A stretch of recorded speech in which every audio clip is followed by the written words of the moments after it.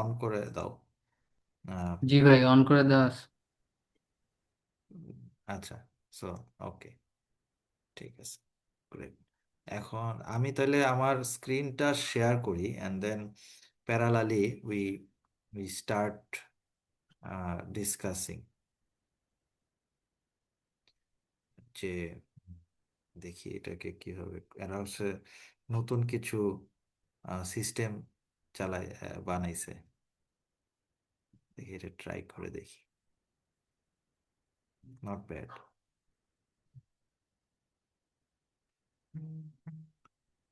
So I guess you you can watch my screen, right?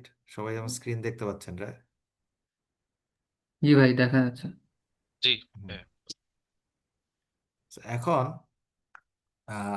So আজকে আমাদের এই সেশনটার main focus দুইটা topic, introduction to fund raising এবং introduction to process and কেপিআইস। দুইটা আসলে inter related. আমরা ভালো ফান্ড রেজিং করতে চাইলে আমাদের প্রসেস এবং কেপিআই গুলা ঠিকমতো মনিটর করা খুব ইম্পর্ট্যান্ট। আমাদের কোম্পানির যে ফিনান্সিয়াল হেলথ, এটা ঠিক রাখতে হইলে আমাদের বিজনেসের বিভিন্ন জায়গায় ডিফারেন্ট টাইপ অফ যে প্রসেসগুলো আছে এগুলা স্ট্রিমলাইন করতে হবে। এগুলাতে যে লিকেজ বা লুপ হোলগুলো আছে এগুলাকে বন্ধ করতে পারলেই আমাদের ফিনান্সিয়াল হেলথ ভালো হবে অর্গানাইজেশনের। এবং সেটার জন্য আমাদের দেখা যায় যে কিছু দেয়ার আর স্ট্যান্ডার্ড মেট্রিক্স বা কিছু কিছু টার্মস আছে, কিছু কিছু ভ্যালু আছে, যেই ভ্যালুগুলা ঠিক মতো মেজার করতে পারলে আমাদের কোম্পানির যে রেগুলার গ্রোথ এটা এনশিওর করাও যায়। আদারওয়াইজ অনেক সময় যেটা হয় যে বিজনেস ঠিক মতো চলতেছে, আমার লাভ হচ্ছে, কিন্তু সামহাও গ্রো করতে পারি না আমরা।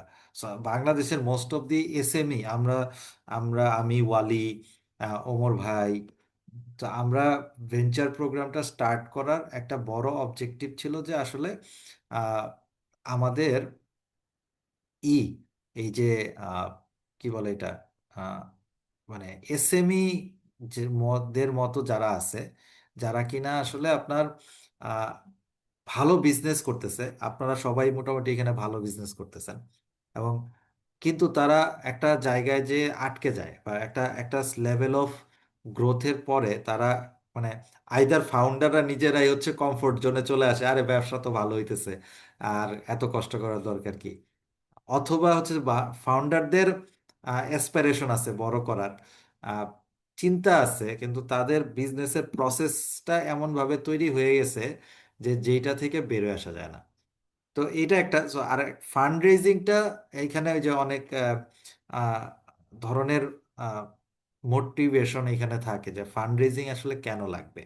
একটা হচ্ছে আমার কোম্পানি প্রফিটেবল এবং আমি ফিনান্সিয়ালি সলভেন্ট হওয়ার পরেও আমরা ফান্ড রেজিং করতে পারি। তো এটা আমি একটা পার্সোনাল এক্সাম্পল দিয়ে বলি। সেটা হচ্ছে ধরেন আমার একটা ফ্ল্যাট আছে, যেই ফ্ল্যাটে আমি থাকতেছি, আমার কোনো এক্সট্রা বার্ডেন নাই, লোন নাই, সো থাইকে যাচ্ছি। এখন আমি চাইলে সারা জীবন এই একটা ফ্ল্যাট নিয়ে আমি সন্তুষ্ট থাকতে পারি। এরকম মানুষ যেমন আছে।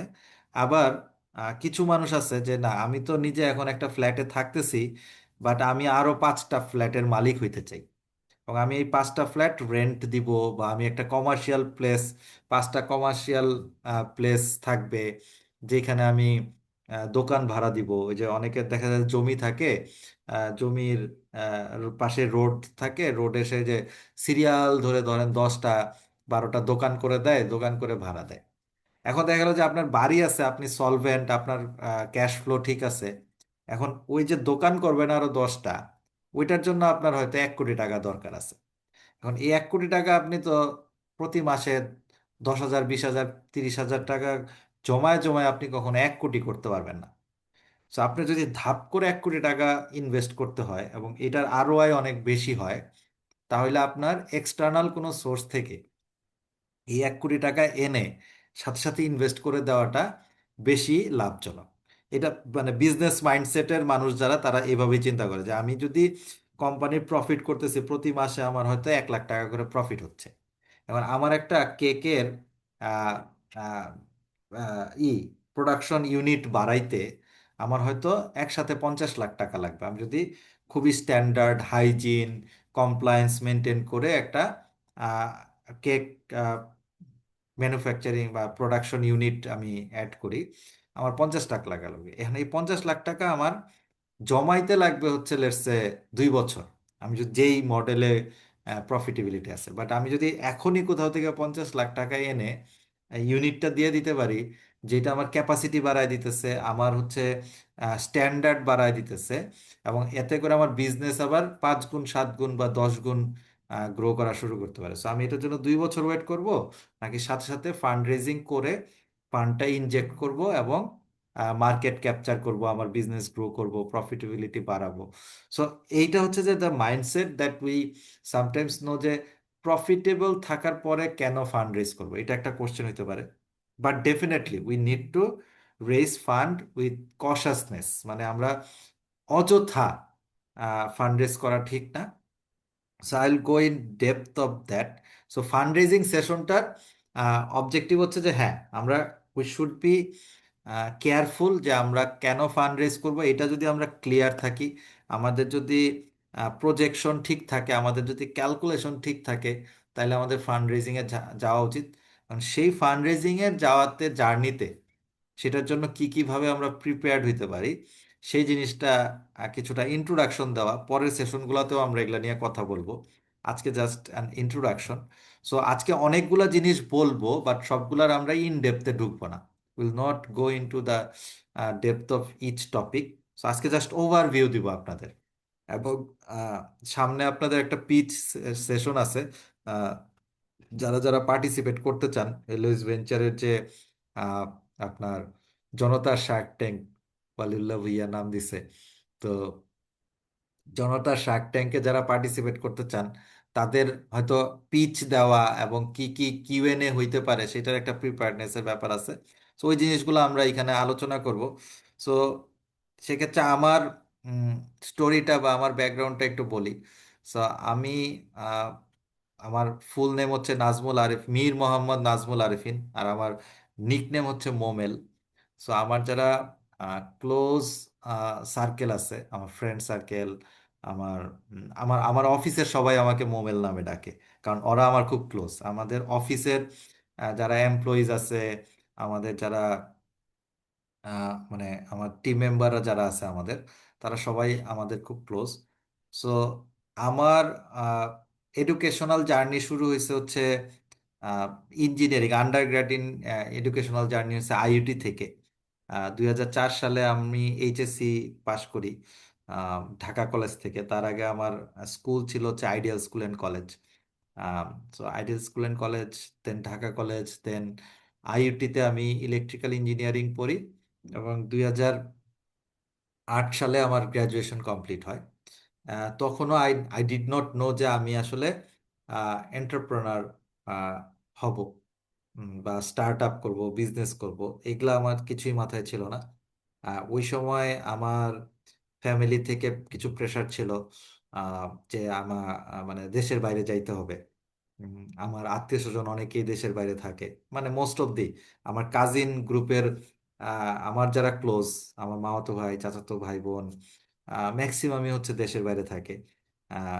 সো ওই সময় তারা হচ্ছে যে মাস্টার্স টাস্টার্স করতে গেছে।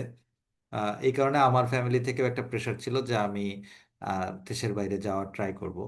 সো আমাদের we are from very middle class family background, so we did not have that much of money. So যেই কারণে আমি অলওয়েজ স্কলারশিপের জন্য চেষ্টা করতেছিলাম। সো ফরচুনেটলি আল্লাহ রহমত হচ্ছে 2011 সালে অস্ট্রেলিয়ার সুইনবার্ন ইউনিভার্সিটি অফ টেকনোলজিতে আমি একটা ফুল ফান্ডেড স্কলারশিপ পাই। সেখানে আমার পিএইচডি স্কলারশিপ হয়। সো হ্যাঁ, ইঞ্জিনিয়ার নিয়ে তাহলে যার চোখ হয় সত্য। আহ, হ্যাঁ, বাট আসলে আহ, ওই যে এটা এটা পরে বলতেছি, ইঞ্জিনিয়াররা আমার কাছে মনে হয় যে ইঞ্জিনিয়াররা সব পারে। সো পৃথিবীর যে কোনো কাজ ইঞ্জিনিয়ারদের দিলে পারবে। সো ইঞ্জিনিয়ারদের engineering mindset is very important in the sense of problem solving. So as a entrepreneur, engineer engineering ব্যাকগ্রাউন্ডটা আমার কাছে একটা ব্লেসিংস মনে হয় আর কি। আর এমনি তো আমার ছোটবেলা থেকে টেকনোলজি নিয়ে খুব মানে ইন্টারেস্ট ছিল। যাই হোক, সো সুইনবার ইউনিভার্সিটিতে পিএইচডি করতে যাই। সো ওইখানে যে আমি আসলে প্রথম আহ, 1-1.5 বছর আমি যেই টপিক নিয়ে পিএইচডি করতে যাই, ব্রেন সিগন্যাল ইন্টারফেসিং, সো ওই যে ব্রেন কম্পিউটার ইন্টারফেসিং, সো মানে মাথার সিগন্যাল, ইইজি সিগন্যাল ক্যাপচার করে সেটাকে কিভাবে ইন্টারপ্রেট করা যায়, যাতে কম্পিউটার হচ্ছে সেটাকে বুঝতে পারে। সো আমি মনে মনে চিন্তা করব যে এই স্লাইডটা চেঞ্জ হয়ে যাবে, আর অটোমেটিক আমার কম্পিউটারের স্লাইড চেঞ্জ হয়ে যাবে। এরকম একটা আইডিয়া নিয়ে হচ্ছে আমার পিএইচডি প্রপোজালটা ছিল, যে বেসিক্যালি এটা তো ইলেকট্রিক্যাল সিগন্যাল হয়, সেই ইলেকট্রিক্যাল সিগন্যালটাকে কম্পিউটারে নিয়ে ডাটা অ্যানালাইসিস করে সেইখান থেকে হচ্ছে মিনিংফুল ইনস্ট্রাকশন ক্রিয়েট করা। তো আমি এটা নিয়ে প্রথম 3-4 মাস স্টাডি করার পরে আমার মনে হলো যে না, এটা আসলে আহ, আমাকে দ্বারা সম্ভব হবে না। সো তখন আমি আমার সুপারভাইজারের কাছে গেলাম, যাই বললাম যে বস, আমার তো মনে হচ্ছে এটা অনেক ডিফিকাল্ট, আমার মনে হয় এটা সম্ভব না এখন কারেন্ট, তখন যে টেকনোলজি ছিল, আহ, মানে সো তখন আর কি আমি ভয় পেয়েছি যে না, এটা তো সম্ভব হবে না। সো শুধু শুধু আমি অনেক সময় নষ্ট করব, কিন্তু কাজ হবে না। তো তখন আমাকে টপিক চেঞ্জ করে দিল, আরেকটা টপিক রাডার সিগন্যাল অ্যানালাইসিস নিয়ে, এবং একটা রাডার টেকনোলজি নিয়ে তখন কাজ করলাম, যেটা কিনা আমার সুপারভাইজার একটা অ্যালগোরিদম নিয়ে কাজ করতো, সেই অ্যালগোরিদমটা ইমপ্লিমেন্ট করা। সো পরের 1 বছর আমি এটা নিয়ে কাজ করলাম। কেন এই স্টোরিটা বলতেছি? Because this is very important for entrepreneurship as well. So আমার যে পিএইচডির জার্নিটা, এটা আমাকে অন্টারপ্রেনারশিপ জার্নিতে আসতে আসলে হেল্প করছে। আমার আমার ভিতরে অনেকগুলা আহ, মানে গুণ তৈরি করছে, যেটার জন্য আমি আসলে really grateful for this in the journey. তো আমি 1 বছর কাজ করার পরে দেখলাম যে না, এটার আমি কোনোই কুল কিনারা করতে পারতেছি না। আমি কোনো মানে পিএইচডি ডিগ্রি পাইতে হলে কি করতে হবে, সেটা হচ্ছে যে আমার এক্সিস্টিং কোনো একটা টেকনোলজি বা এক্সিস্টিং কোনো একটা রিসার্চ থেকে আমি যে রিসার্চটা করতেছি সেটা বেটার হইতে হবে, এবং এটাকে আমাকে প্রুফ করতে হবে আমার এক্সপেরিমেন্ট দিয়ে, থিসিস দিয়ে, আমার থিওরির সাথে প্র্যাকটিক্যাল যে এক্সপেরিমেন্টগুলো করব, ডাটা অ্যানালাইসিসগুলো করব, এটার আউটপুটটা কম্পারিজন করে আমাকে প্রুফ করতে হবে যে আমি যে রিসার্চটা করছি এবং সেটা থেকে যে আউটপুটটা পাইছি সেটা প্রিভিয়াস আউটপুট থেকে বেটার। তো আমি 1 বছর করার পরে আই গট স্টাক, যে না, এটা হচ্ছে না, I can not deliver any good output. So তখন আবার আমার সুপারভাইজারও ফ্রাস্ট্রেটেড হয়ে গেছে, যে না, তাহলে তুমি এক কাজ করো, তুমি সুপারভাইজার চেঞ্জ করো, করে অন্য সুপারভাইজারের কাছে যে মোর হার্ডওয়্যার বেস কাজ করো। আমি এতদিন কিন্তু সফটওয়্যার অ্যালগোরিদম এগুলা নিয়ে কাজ করতেছিলাম।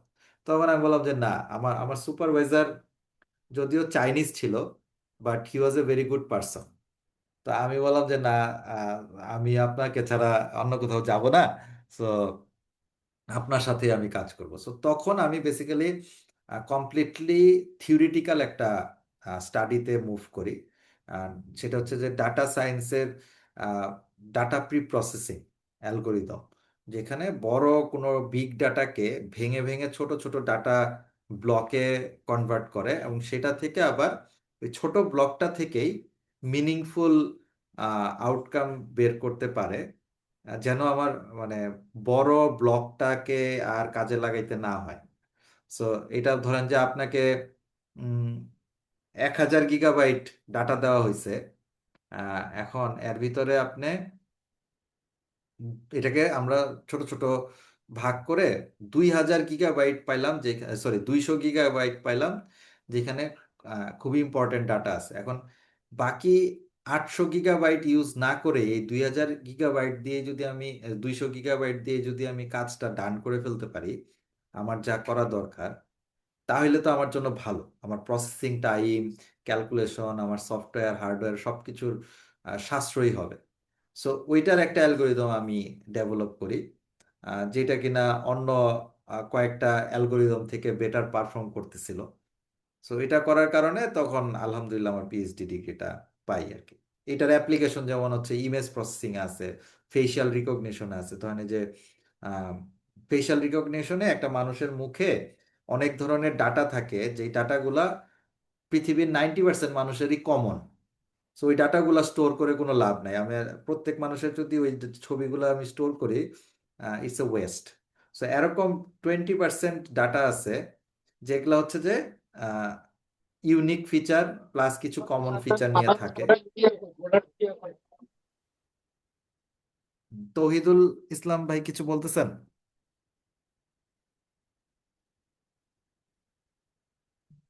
আচ্ছা, হয়তো আহ, আমি আমি বুঝতে পারি নাই কি বলছেন ভাই, যদি আবার রিপিট করেন তাহলে হবে।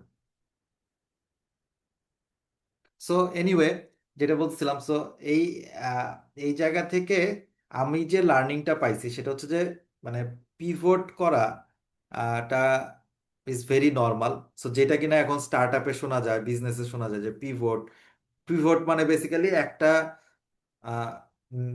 সলিউশন থেকে মুভ করে আরেকটা সলিউশনে যাওয়া। সো প্রবলেম সেম থাকতে পারে, প্রবলেম ডেফিনেশন সেম থাকতে পারে। যেমন আমি ওয়ালি আমরা লাস্ট 10 ইয়ার্স হচ্ছে এডুকেশন ডোমেন নিয়ে কাজ করছি। দ্যাট ডাজন্ট মিন যে আমরা একটা জিনিস নিয়েই পড়েছিলাম। আমরা বিভিন্ন জিনিস ট্রাই আউট করছি। 10টা জিনিস ট্রাই করছি, এর ভিতরে হয়তো 5টা জিনিস কাজ করছে, এর ভিতরে 2টা জিনিস খুব ভালো কাজ করছে। তা আমরা কিন্তু ওগুলা নিয়ে আছি, আমরা যে 10টার ভিতরে 5টাতে ফেল করছি এগুলা নিয়ে ওইভাবে কথা বলি না হয়তো। সো পিভট করতে হয়, মানে সলিউশন থেকে পিভট করতে হয়, করে আসলে রাইট জিনিসটা নিয়ে পড়ে থাকলে আবার রেজাল্ট এবং আউটকাম আসে। এই যে মোটিভেশনটা, এই যে পেশেন্সটা, এইটা আমার হচ্ছে পিএইচডি জার্নি থেকে আমি পাইছি। সেই পিএইচডির বাইরে, এর বাইরে আমি স্ট্যামফোর্ড ইউনিভার্সিটিতে ফ্যাকাল্টি ছিলাম 2 বছর। আমি এআইইউবিতে অ্যাসিস্ট্যান্ট প্রফেসর ছিলাম 6 বছর। মাঝখানে হচ্ছে পিএইচডি করে আসছি। অ্যান্ড দেন এই টাইমের সময়ে আমরা 2015-16 সাল থেকে আমাদের স্টার্ট আপগুলো শুরু করি। সো ওয়ালি, আই এম শিওর যে লাইট অফ হোপ, টুকুমুকু এবং আমাদের ব্র্যান্ডগুলো সম্পর্কে আপনারা অলরেডি জানেন। সো আমি ওইটা নিয়ে আর ডিটেলে যাব না। সো ওইটা শুরু করে প্লাস 10 ইয়ার্স ধরে বলতে পারেন যে আমি এই পুরো entrepreneurship, start up, SME, fund raising, ব্যাংকদের সাথে রিলেশন রাখা, কর্পোরেট পার্টনারদের সাথে রিলেশন রাখা, তারপরে ইন্টারন্যাশনাল বিভিন্ন অর্গানাইজেশনের সাথে রিলেশন রাখা, এই জিনিসগুলো আমি ডিল করতেছি। আহ, আমাদের কোম্পানিতে লাইট অফ হোপ এবং টোকুমোকুতে আমি গত 4 বছর যাবত হচ্ছে ওভারঅল ফাইন্যান্স, এইচআর, অপারেশনটা লুক আফটার করি। ওয়ালি মেইনলি হচ্ছে ব্র্যান্ডিং, মার্কেটিং, প্রোডাক্ট ডেভেলপমেন্ট, এই পার্টটা দেখে ওয়ালি। সো এই কারণে আমি এই মানে এটা হচ্ছে যে করতে করতে শেখা। I am not a finance professional. So এখানে যে আহ, আরিফ ভাই আছেন, অলরেডি এ ফিনান্স প্রফেশনাল। সো সো উনি উনি আমার চাইতে অনেক জায়গায় হয়তো ভালো নলেজ রাখবেন ফিনান্সিয়াল দিক থেকে। বাট আমি হচ্ছে যে আহ, করে করে শেখা এন্টারপ্রেনার হিসেবে ফিনান্সিয়াল নলেজ আপনাদের শেয়ার করব। But from financial guy perspective সেটা আরিফুর ভাই আমার থেকে বেটার নলেজ রাখবেন আর কি। সো আমাদের এই প্রোগ্রামের একটা বড় উদ্দেশ্য কিন্তু হচ্ছে যে আপনাদের ইন্টারনালি আপনাদের ভিতরে নলেজ শেয়ার করা। সো আরিফ ভাইও দেখবেন যে আপনাদের অনেকের জন্য অনেক হেল্পফুল হবে এখানে। সো আমরা কিন্তু এই জিনিসটা, মাইন্ডসেটটা সবসময় ওপেন রাখবো যে শুধুমাত্র আমি, ওয়ালি বা ওমর ভাই, আমাদের কাছ থেকেই যে আপনারা লার্নিং বা মেন্টরশিপ নেবেন তা না। আপনাদের কোহর্টে যারা অন্য মেম্বাররা আছেন তারাও কিন্তু এক একজন এক একটাতে স্কিল্ড, এক একটা জিনিসে ভালো জানেন।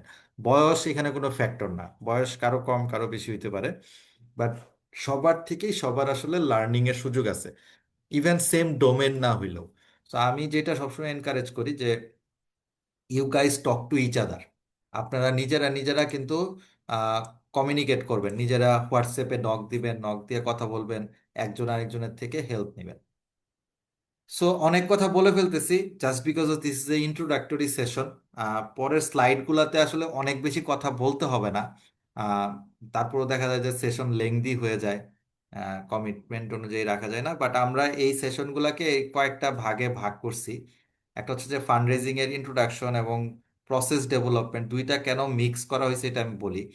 যে ফান্ড রেজিং এর প্রিপারেশন শুরুতে যেটা বলছি, যে ফান্ড রেজিং এর প্রিপারেশনের সাথে সাথে আপনার প্রসেসটাও খুব ইম্পর্টেন্ট। সো আপনার যদি প্রসেস ঠিক না থাকে তাহলে এটা আবার ফিনান্সিয়ালে যায় ধাক্কা লাগে, ডিউ ডিলিজেন্সে যায় ধাক্কা লাগে। সো প্রসেসের ব্যাপারটা ঠিক করাটা শুরু থেকেই ইম্পর্টেন্ট। সো এই জায়গাটা আমরা মাথায় রাখবো।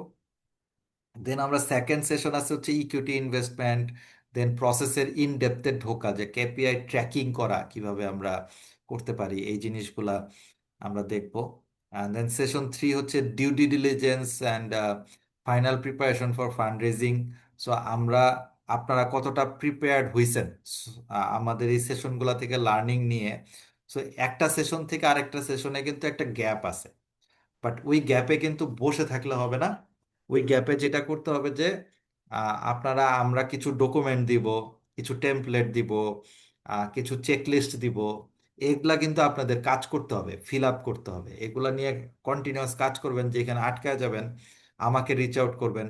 আমি যেটার সলিউশন না দিতে পারি আমি আরেকজনের ধৈর্য না নিয়ে আপনাদের সাথে বসায় দিব বা কানেক্ট করে দিব, so that on the go আপনারা সলিউশনগুলা, মানে আপনাদের পুরো ফিনান্সিয়াল স্ট্রাকচারটা প্রেজেন্টেবল করেন। সো এখানে কিন্তু একটা ভালো আইডিয়া হচ্ছে যে বেসিক্যালি প্রেজেন্টেশন। সো আপনি যার কাছ থেকে ফান্ডিং চাইতেছেন অথবা আপনি যাদের কাছে রিপোর্ট করতেছেন তাদেরকে প্রেজেন্ট করা। সো আপনার হয়তো অ্যাকাউন্টস সবকিছু ঠিক আছে, বাট ইজ ইট প্রেজেন্টেবল কিনা, এটাকে প্রেজেন্টেবল ওয়ে সাজানো আছে কিনা।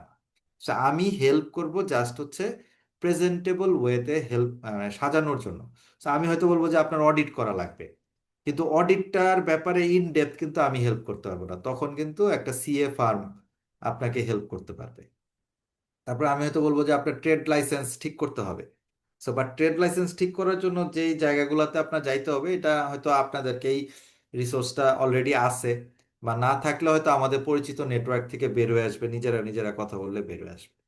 So due diligence is a very important thing. And then finally আমরা সেশন 4-এ যে ইন পার্সন আমরা নিজেরা ইন্টারেক্ট করবো। সো আমরা সব সামনাসামনি আসবো, আলাদা আলাদা ভাবে আপনাদের সাথে বসবো, প্রত্যেকটা বিজনেসের ইস কাইন্ড অফ এ রিভিশন দেওয়া, যে আমরা পুরা প্রোগ্রামটাতে কি শিখলাম সেটাকে আপনারা ঠিকঠাক মতো ইমপ্লিমেন্ট করতে পারতেছেন কিনা। এবং আমার সাকসেস হবে এটা আপনারা ফান্ড রেজিং করেন বা না করেন, এখন করেন বা 2 বছর পরে করেন, আপনারা এইটা সম্পর্কে ওয়েল নলেজেবল কিনা, প্রিপেয়ার্ড কিনা, এইটাই। সো আপনি যদি ফান্ড রেজিং না করেন ইটস ইয়োর চয়েস, বাট এইটা যে আপনাদের করা থাকা লাগবে এটা ম্যান্ডেটরি। সো যারা এখানে এই কোহোর্টে অনেক সময় যেটা হয় কি যে, আরে আমি তো টাকা পয়সা তুলবো না, সো আমি এই কাজগুলো করলাম না, বাট সেটা করা যাবে না।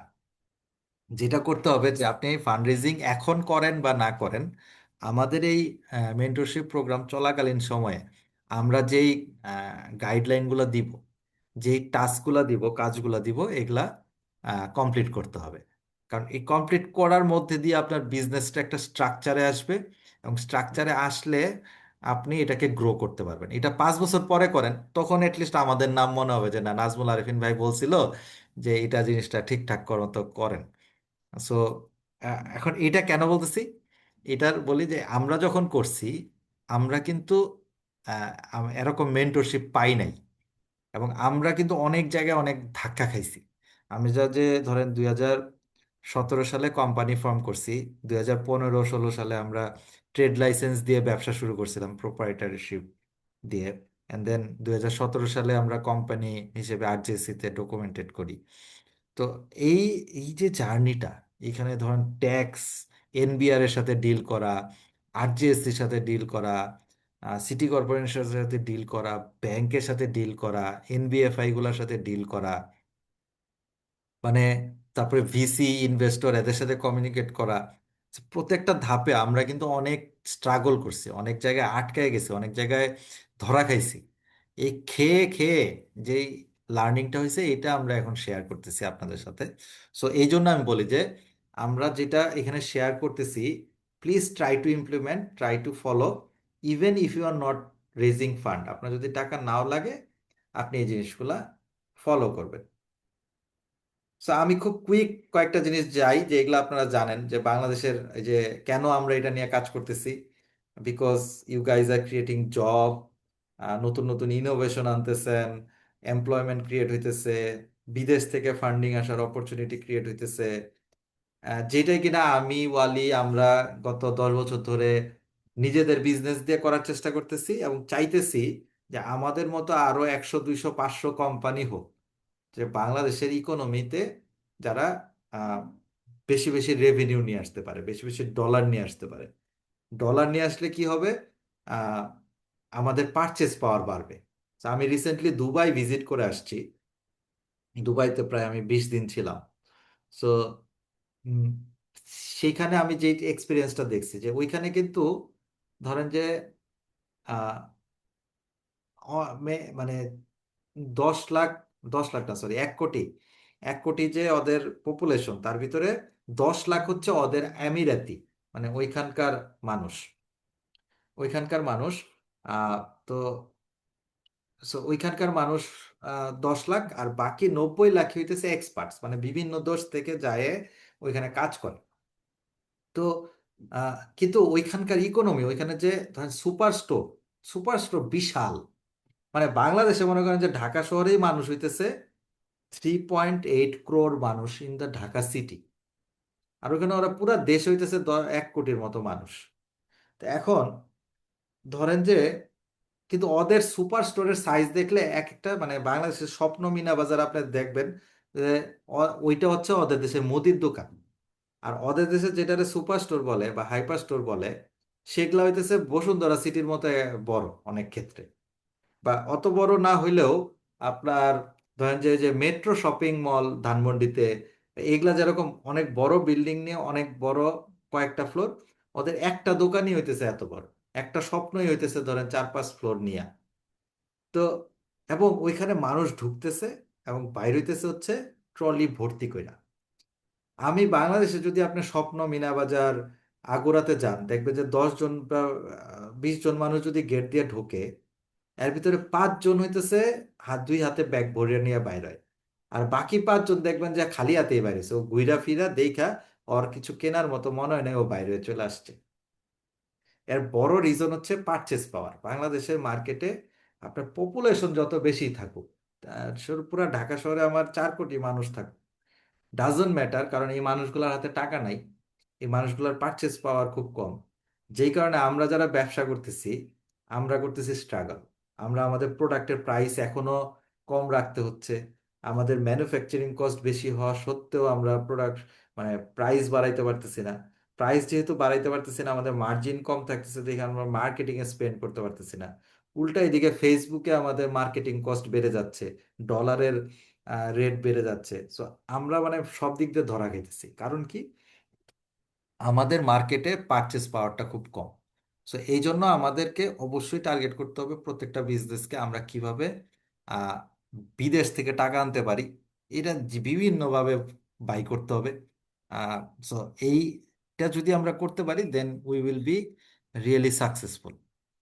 এখন বিদেশ থেকে টাকা আসার ব্যাপারটা হইতে পারে ইনভেস্টমেন্ট, এটা হইতে পারে আপনি রেভিনিউ আনতেছেন, এটা হইতে পারে আপনি কন্টেন্ট মার্কেটিং করতেছেন, লাইক যে ফ্রি কন্টেন্ট দিতেছেন ইউটিউবে for your own marketing purpose, but still it's generating revenue for you. So there can be multiple way যেইভাবে আপনারা হচ্ছে রেভিনিউ জেনারেট করতে পারেন ফ্রম হচ্ছে ইন্টারন্যাশনাল মার্কেট।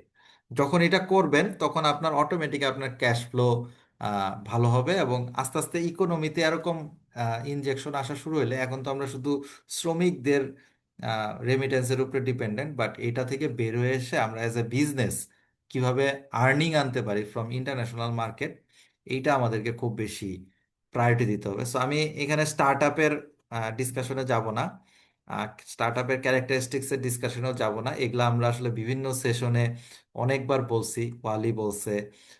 তারপরেও যদি কারো কনফিউশন থাকে, কোশ্চেন থাকে, we will have that. But আমরা মানে খুব সিম্পল ট্যাগ লাইনে একদম স্টার্ট আপ আর এসএমই রে ডিফারেন্সিয়েট করে হচ্ছে হাই পটেনশিয়াল, স্কেলেবল, নিউ এবং ইনোভেটিভ প্রোডাক্ট এন্ড সার্ভিস নিয়ে যারা কাজ করে।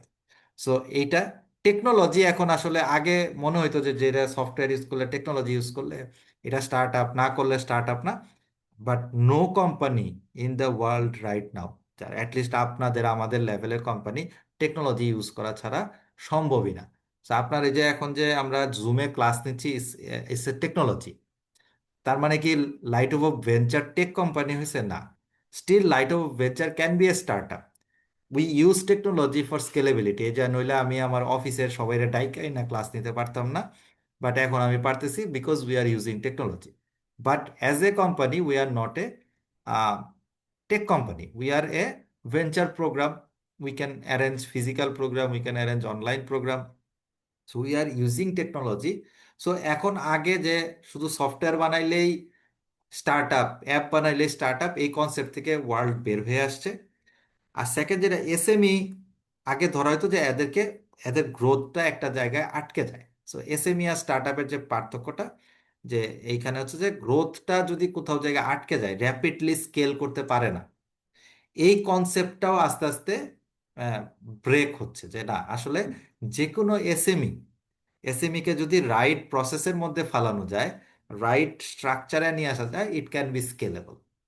সো এটার একটা এক্সাম্পল আমি দেই, যে আগে মনে হইতো যে দোকান দেওয়া, দোকান is a non scalable model. আপনি যদি একটা ফিজিক্যাল স্টোর দেন, it's not a scalable model. কিন্তু এই যে যারা কেক নিয়ে কাজ করতেছে, সফট বাইটস, তো ওদের জন্য মনে হচ্ছে আমি দোকান দিব, এটা কিভাবে স্কেলেবল, এটা কি স্টার্ট আপ হওয়া সম্ভব? অবশ্যই সম্ভব। Like up you, if you think this model as a, এই যে টেস্টি ট্রিট যেই মডেলে আগাচ্ছে, টেস্টি ট্রিট সারা বাংলাদেশে যেভাবে ছড়াই গেছে, এটা কোনো স্টার্ট আপেও এরকম করতে পারবে? পারবে না। হ্যাঁ, বলতে পারেন যে ভাই টেস্টি ট্রিট তো প্রাণের, ওদের তো অনেক রিসোর্স আছে। এইটাই, রিসোর্সটা কই থেকে আসবে? It can come from investment. But if your business model has the scalability part, any business any business can become scalable. Printing service, Riyad ভাইরা হয়তো প্রিন্ট মার্ক থেকে প্রিন্টিং সার্ভিস দেয়, printing service can also be scalable. Arif ভাইরা হচ্ছে mentorship করাচ্ছেন, training করাচ্ছেন, physical training করাচ্ছেন। এই জন্য আমি ওনারে ফার্স্টে কোশ্চেনটা করছি যে আরিফ ভাই, আহ, আপনাদের মেন্টর পুল কি আপনি একা নাকি অনেকে আছে? So there are ways to figure out যে এটা কিভাবে ই করা যায়, স্কেলেবল করা যায়। একজন হাত তুলে আছেন, আহ, কেউ কি হাত তুলছেন? না, আমি নিজেই হাত তুলে আছি, এখানে দেখাচ্ছে না। কেউ কি আমি না ভাই, অনেকক্ষণ আপনি বকর আপনি বকর আপনি হচ্ছে এখানে তাইলে কোথাও হাতের চাপ পড়ে গেছে কিভাবে? এনিওয়ে, এখানে এই স্ক্রিন শেয়ার করার পরে অনেক অপশন ই হয়ে যায়, ঝামেলা লেগে যায়। ওকে, এনিওয়ে, নো ওয়ারিস। সো আমি এই কথাগুলো বলতেছি ইন ডেপথে যাওয়ার আগে। So, কারণ হচ্ছে যে আপনাদের ভিতরে এই মাইন্ডসেটটা বিল্ড করা, যে why we need to think differently. যে আপনাদের, you don't need to be a startup, but you should become a high growth SME. যেটা আমাদের ফোকাস, যে আপনাদের সবাইকে একটা হাই গ্রোথ এসএমই তে পরিণত করা, যেখানে আপনি you have a profitable business, আপনার প্রফিটেবিলিটি আছে, আপনার আহ, মানে স্ট্রং অপারেশনাল অ্যান্ড মানে ক্যাশ ফ্লো ম্যানেজমেন্ট খুব strong, and then you can scale nationally and internationally. এই জিনিসগুলো এসএমই, হাই গ্রোথ এসএমই হয়েও করা সম্ভব, এবং ওইটাই আপনারা অ্যাচিভ করেন। সো ফান্ড রেজিং এর ক্ষেত্রে যেটা, এই যে কথা হচ্ছিল যে আপনার করতেই হবে এমন কোনো কথা না। আপনি যদি বিজনেস ভালো করেন, ফান্ড রেজিংটা হচ্ছে বাই প্রোডাক্ট, এটা করতে হবে টু স্কেল।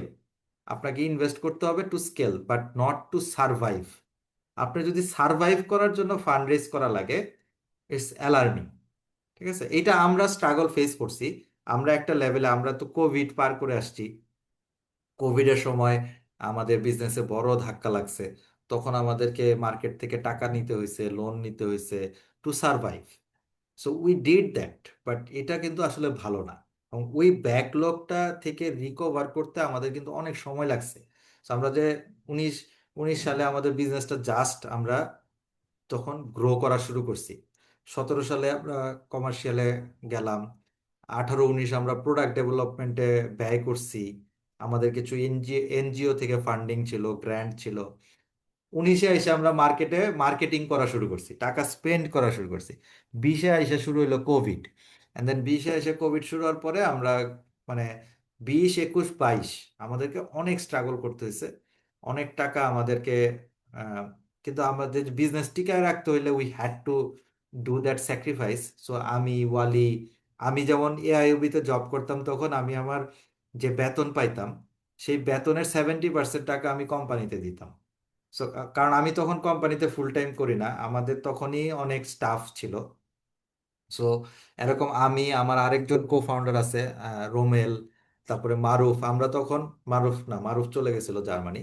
সো আমি আর রোমেল স্টিল জব করতেছি। সো আমরা আমাদের, আমরা চাকরি করে বেতন পাইয়ে সেই বেতনের টাকা আমরা কোম্পানিতে দিতাম, যাতে কোম্পানির পোলাপান যারা চাকরি করতেছে তারা হচ্ছে স্যালারি পায়। কোভিডের টাইমটা এরকম গেছে আমাদের। তারপরে আমরা লোন নিছি বিভিন্ন জায়গা থেকে, ব্যাংক থেকে, এনবিএফআই থেকে। সো এই টাকাগুলা দিয়ে নেওয়াতে আমরা তখন বেঁচে গেছি, উই সারভাইভড। সারভাইভ করার পরে নেক্সট 2 ইয়ার্স, মানে ধরেন 23-24, we actually had to pay back. যে আমরা তখন যে লোন নিছি, তখন যে টাকা মানুষের কাছ থেকে ধার নিছি বা ব্যাংকের কাছ থেকে ধার নিছি, we actually paid back. So এটা একটা দেখেন যে কত বড় বার্ডেন অপারেশনের উপরে, যে আমরা, বাট এই টাকাটাই আমরা যদি নিতাম হচ্ছে স্কেল আপের জন্য, যে না আমার ক্যাশ ফ্লো ঠিক আছে, আমার কোনো অপারেশনাল, আমি প্রফিটেবল, কিন্তু আমাকে আহ, আমি একটা নতুন ফ্যাক্টরি দেওয়ার জন্য, আমি নতুন 100টা রিটেইলে আমার বই দিতে চাই, আহ, আহ, সেটার জন্য আমার টাকা লাগবে। সো আমি যদি এই মডেলে ক্রাউড ফান্ডিং করি বা ব্যাংক থেকে লোন নেই বা ইনভেস্টমেন্ট নেই, দ্যাটস ফাইন। বাট আপনার অপারেশন চলতেছে না, মাসে 10 লাখ টাকা বার্ন আছে, সেটা নেওয়ার জন্য যদি আমরা ফান্ডিং তুলি, সেটা আমাদের জন্য ক্ষতি। এটা আমরা করছি একটা সময়, কারণ আমাদের করতে বাধ্য হয়েছে কোভিডের কারণে। বাট এখন আমরা যেটা করি, আমরা এখন ফান্ড রেজিং করি হচ্ছে স্কেল আপ করার জন্য। সেটা না করলেও হয়, না করলে আপনার বিজনেসটা একটা জায়গায় থেমে যাবে। আপনি মাসে ধরেন 30 লাখ টাকা রেভিনিউ করতেছেন, মাসে 30 লাখ টাকা করে রেভিনিউ করতে থাকবেন, fine.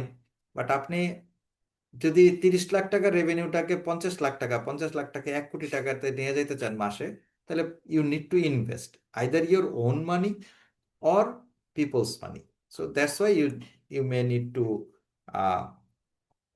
Raise fund, but not for sustainability এটা। বাট ইনভেস্টমেন্ট করার আগে ইনভেস্টরদের নিজস্ব একটা ভিশন থাকে, ওই ভিশনটা অ্যালাইন করতে হবে, এবং বাংলাদেশের মার্কেটটা সম্পর্কে আমাদের বুঝতে হবে যে এইখানে ক্যাপিটাল ইফিসিয়েন্সি হচ্ছে অনেক মানে ইম্পর্টেন্ট। সো আপনি এক এক টাকা খরচ করে কত টাকা রিটার্ন দিতে পারতেছেন, এইটা অনেক বেশি মানুষ আহ, চিন্তা করে। সো এইটা বাংলাদেশের মার্কেটের জন্য আমাদেরকে মাথায় রাখতে হবে। সো এই পর্যন্ত তো খুব একটা টেকনিক্যাল জায়গায় ঢুকি নাই। সো এখন আমরা কয়েক কিছু একটু ইন ডেপথে ঢুকি, যে আসলে আমাদের ফান্ডিং বা টাকা পয়সা যদি আমরা নিতেই চাই কোনো সোর্স থেকে, কারা হইতে পারে আমাদের ভালো সোর্স, এবং কাদের কাছ থেকে আমরা নিব, এবং কোন জায়গা থেকে নিলে কি ধরনের চ্যালেঞ্জ আছে, এটা যদি আমরা একটু ডিসকাস করি, এবং you guys can ask question. আমি এই ডিসকাশনটা অ্যানাদার ধরেন যে 10-12 মিনিট করব, করে আমরা একটা ব্রেকে যাব, 10-15 মিনিটের একটা ব্রেকে যাব, then I will come back again, যে হয়। সো এস এম সাদিক হাত তুলছেন। জি জি, ছোট একটা কোশ্চেন ছিল। হুম, হুম, আচ্ছা, আমার একটা ফান্ড রেজিং এর এক্সপিরিয়েন্স ছিল, ওই ব্যাড এক্সপিরিয়েন্স থেকেই আমি আর কি শুরুতে জাস্ট ওই জিনিসটা স্কিপ করে গেছি যে আমাদের ফান্ড রেজিং নিয়ে খুব একটা ইয়া নাই।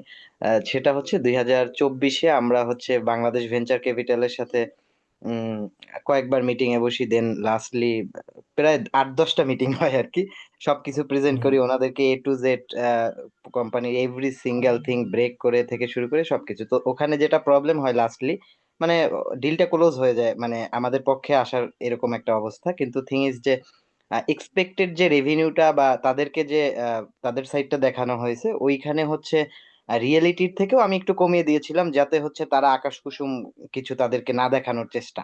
বাট থিং ইজ, এই জায়গাটা নিয়েই লাস্টে হচ্ছে পুরো কনফ্লিক্টটা হয় এন্ড টোটাল জিনিসটা ক্লোজ হয়ে যায় এরকম তো। হুম।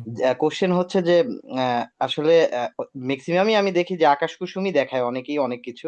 সো এই নাম্বারটা আসলে কি ফেক দেখানো বা মিথ্যা দেখানো, ইজ ইট নেসেসারি বাংলাদেশে? না, এবারে ডেফিনেটলি মানে anything fake is very bad. So যখনই হ্যাঁ, এটা ফেক হবে তখন কোনো না কোনো স্টেজে যায় ধরা খাইতে হবে। এটা হচ্ছে রিয়েলিটি। এটা হ্যাঁ, এটা কোনো না কোনো স্টেজে ধরাটা খাওয়া হবেই। সো হ্যাঁ, ইনিশিয়ালি মনে নাও হইতে পারে, অনেকটা কয়েকটা স্টেপে দেখা যাবে যে বেঁচে যাচ্ছি, কিন্তু কোনো না কোনো একটা স্টেজে যায় এটা ব্যাকফায়ার করবে। So definitely it's not good to showcase any fake number or imaginary number. একটা হচ্ছে আবার projection. Let's say you have a projection and then based on that projection, ওইটা তো future tense. But past tense যেটা, বা past এবং present নিয়ে আসলে খুব বেশি আহ, করা ফেক করা যাবে না। বাট এখানে একটা ট্রিক আছে। দ্য ট্রিক ইজ যে ইউ ক্যান, মানে আপনি রিপ্রেজেন্টটা কিভাবে করতেছেন, আপনি এক্সপ্লেনেশনটা কিভাবে দিচ্ছেন। সো আপনি সত্য কথাই বলতেছেন, সত্য ডাটাই দিচ্ছেন, বাট এটাকে যদি আপনি ঠিক মতো, সো আপনার ধরেন যে রেভিনিউ খুব কম, still you can convince a investor for investment, যদি আপনি এটাকে ঠিকভাবে রিপ্রেজেন্ট করতে পারেন যে কেন কম, এবং এটা আসলে কম না, এটাকে যদি রাইট ওয়েতে ডিরেক্ট করা যায় এটা অনেক বেশি হওয়ার পসিবিলিটি আছে। সো এই কারণে তোমার ইনভেস্টমেন্টটা আমার দরকার। সো এইভাবে যদি ডিসকাশনটাকে ওইভাবে করা যায় তাহলে কম বা বেশিটা ম্যাটার না, how you represent it. So fake না ডেফিনেটলি, বাট প্রজেকশন বা এইসবের জায়গায় যে অপটিমিস্টিক থাকতে হয় অনেক সময়, যে আসলে আমি আমি 1 কোটি টাকা ফান্ড রেজ করলে এক ধরনের অ্যাচিভমেন্ট হবে, আর 10 লাখ টাকা ফান্ড রেজ করলে আরেক ধরনের অ্যাচিভমেন্ট হবে। সো আমি কার কাছ থেকে কত টাকা তুলতেছি সেটা অনুযায়ী আমি কত আহ, আমার বিজনেসটা কিভাবে গ্রো করাইতেছি, এটা প্রজেকশনটা ওইটার মতো হইতে হবে।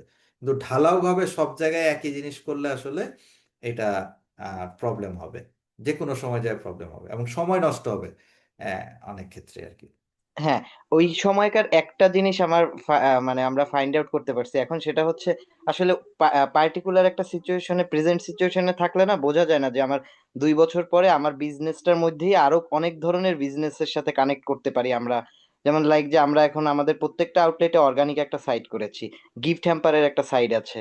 সো এইখান থেকে কিন্তু আমার অনেক টাকা রেভিনিউ চলে আসে।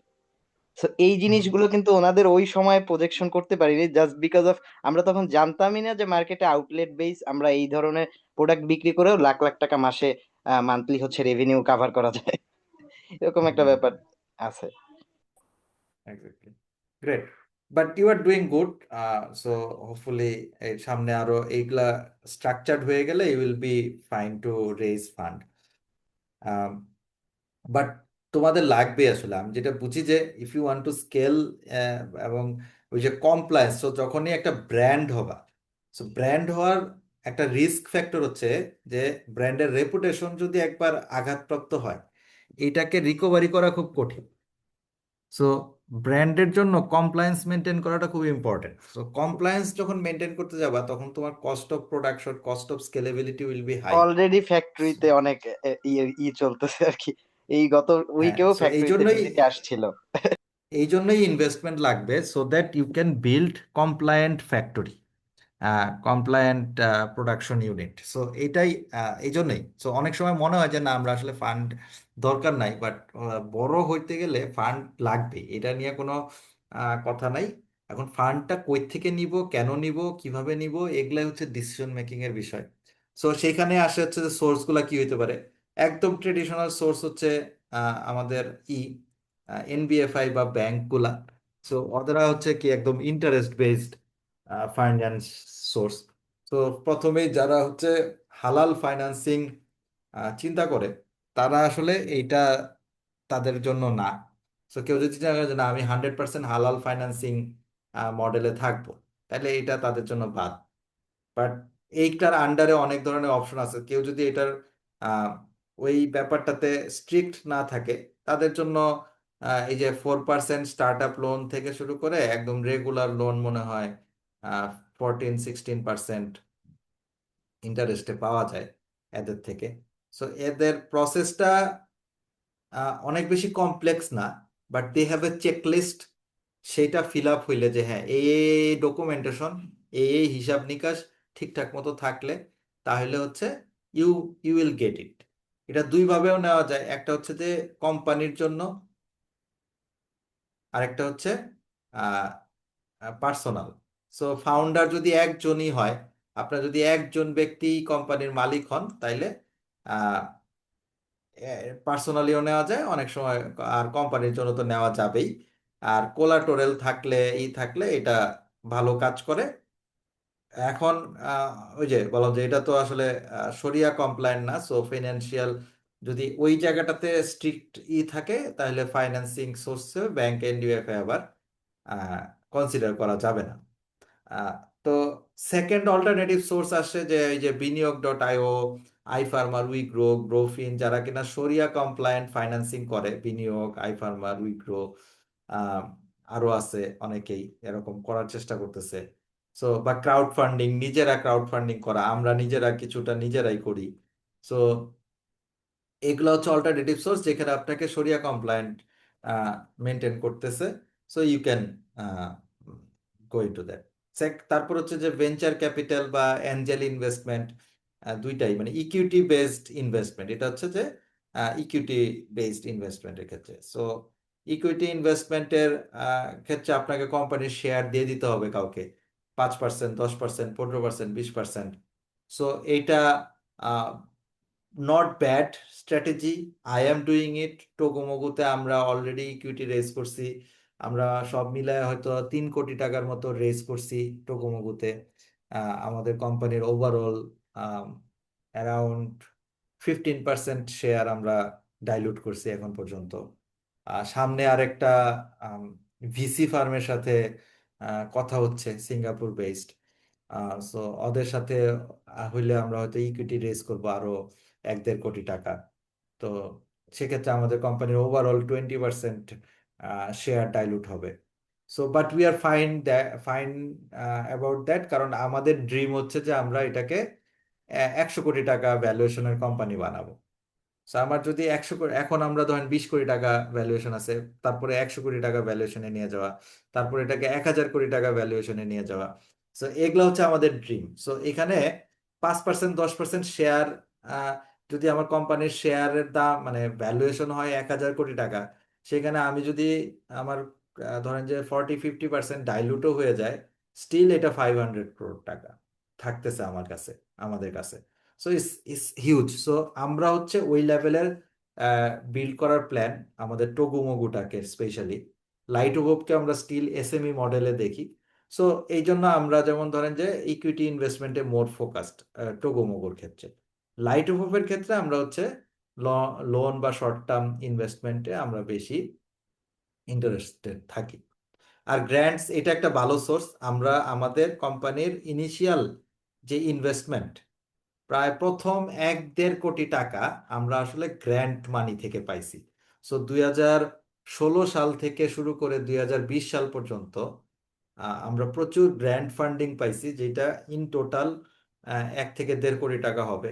এরপরে আমরা গত 10 বছরে এই অ্যামাউন্টটা অ্যারাউন্ড অ্যারাউন্ড 7-8 কোটি টাকা তো হবেই, যে আমরা আসলে কোনো ইকুইটি ছাড়া গ্র্যান্ট ফান্ডিং পাইছি। এর একটা বড় কারণ হচ্ছে আমরা হচ্ছে যে ইম্প্যাক্ট ইম্প্যাক্ট ফোকাস কাজ করি। সো লাইট অফ হোপ এবং টোগোমোগো আমরা ইম্প্যাক্ট ফোকাস কাজ করি বলে আমরা গত 10 বছরে অ্যারাউন্ড 7-8 crore গ্র্যান্ট ফান্ডিং পাইছি। সো এটা এটা খুবই ভালো সোর্স অফ ফান্ড। এটা বিভিন্ন development organization, international funding organization, NGO এরা করে। অনেক সিএসআর ইনিশিয়েটিভ আছে, তারা করে। সো আপনার প্রজেক্ট বা আপনার কাজগুলো যদি ইম্প্যাক্ট ড্রিভেন কোনো একটা কিছুর সাথে লিঙ্ক করা যায়, তাহলে আপনি এই ধরনের জিনিসগুলোতে অ্যাপ্লাই করতে পারবেন এবং ফান্ড পাইতে পারবেন। So this is a good source of funding for doing experiment. ঠিক আছে।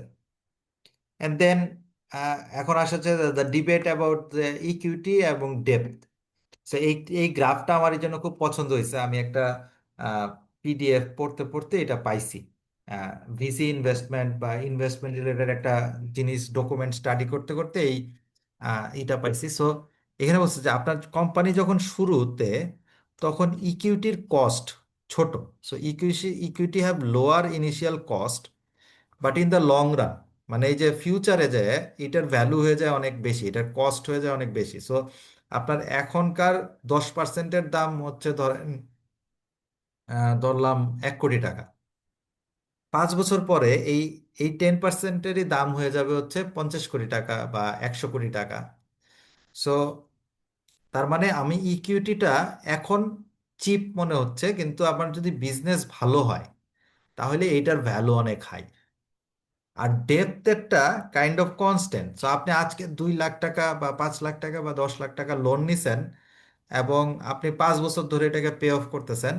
এটা কিন্তু আপনি যে 2-4 লাখ টাকাই পে করলেন, এটা ইনফ্লেশন টিনফ্লেশন অ্যাডজাস্ট হবে, ইন্টারেস্ট কিছু দিবেন, বাট এটা মোটামুটি স্টিডি।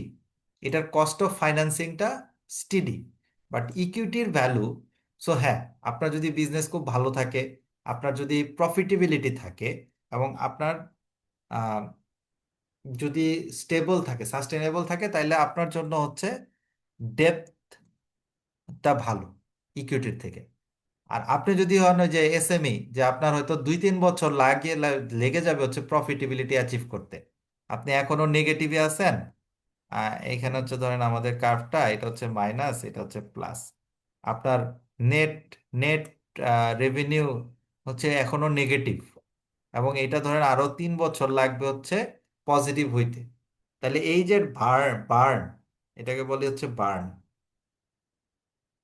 এই বার্ন করতে যে টাকাটা, এটা আপনি কই থেকে জোগাড় করবেন? এটা লোন নিলে, মানে ওই যে আমি বলতেছিলাম যে এটা লোন নেওয়া মানে হচ্ছে আপনি একটা বিপদ ডেকে আনতেছেন, কারণ আপনার অপারেশনের যে বার্ন, এটাকে যদি আপনি লোন দিয়ে ফিল আপ করেন, এই লোন তো আপনাকে আবার পে অফ করতে হবে। So it's not a wise thing to do.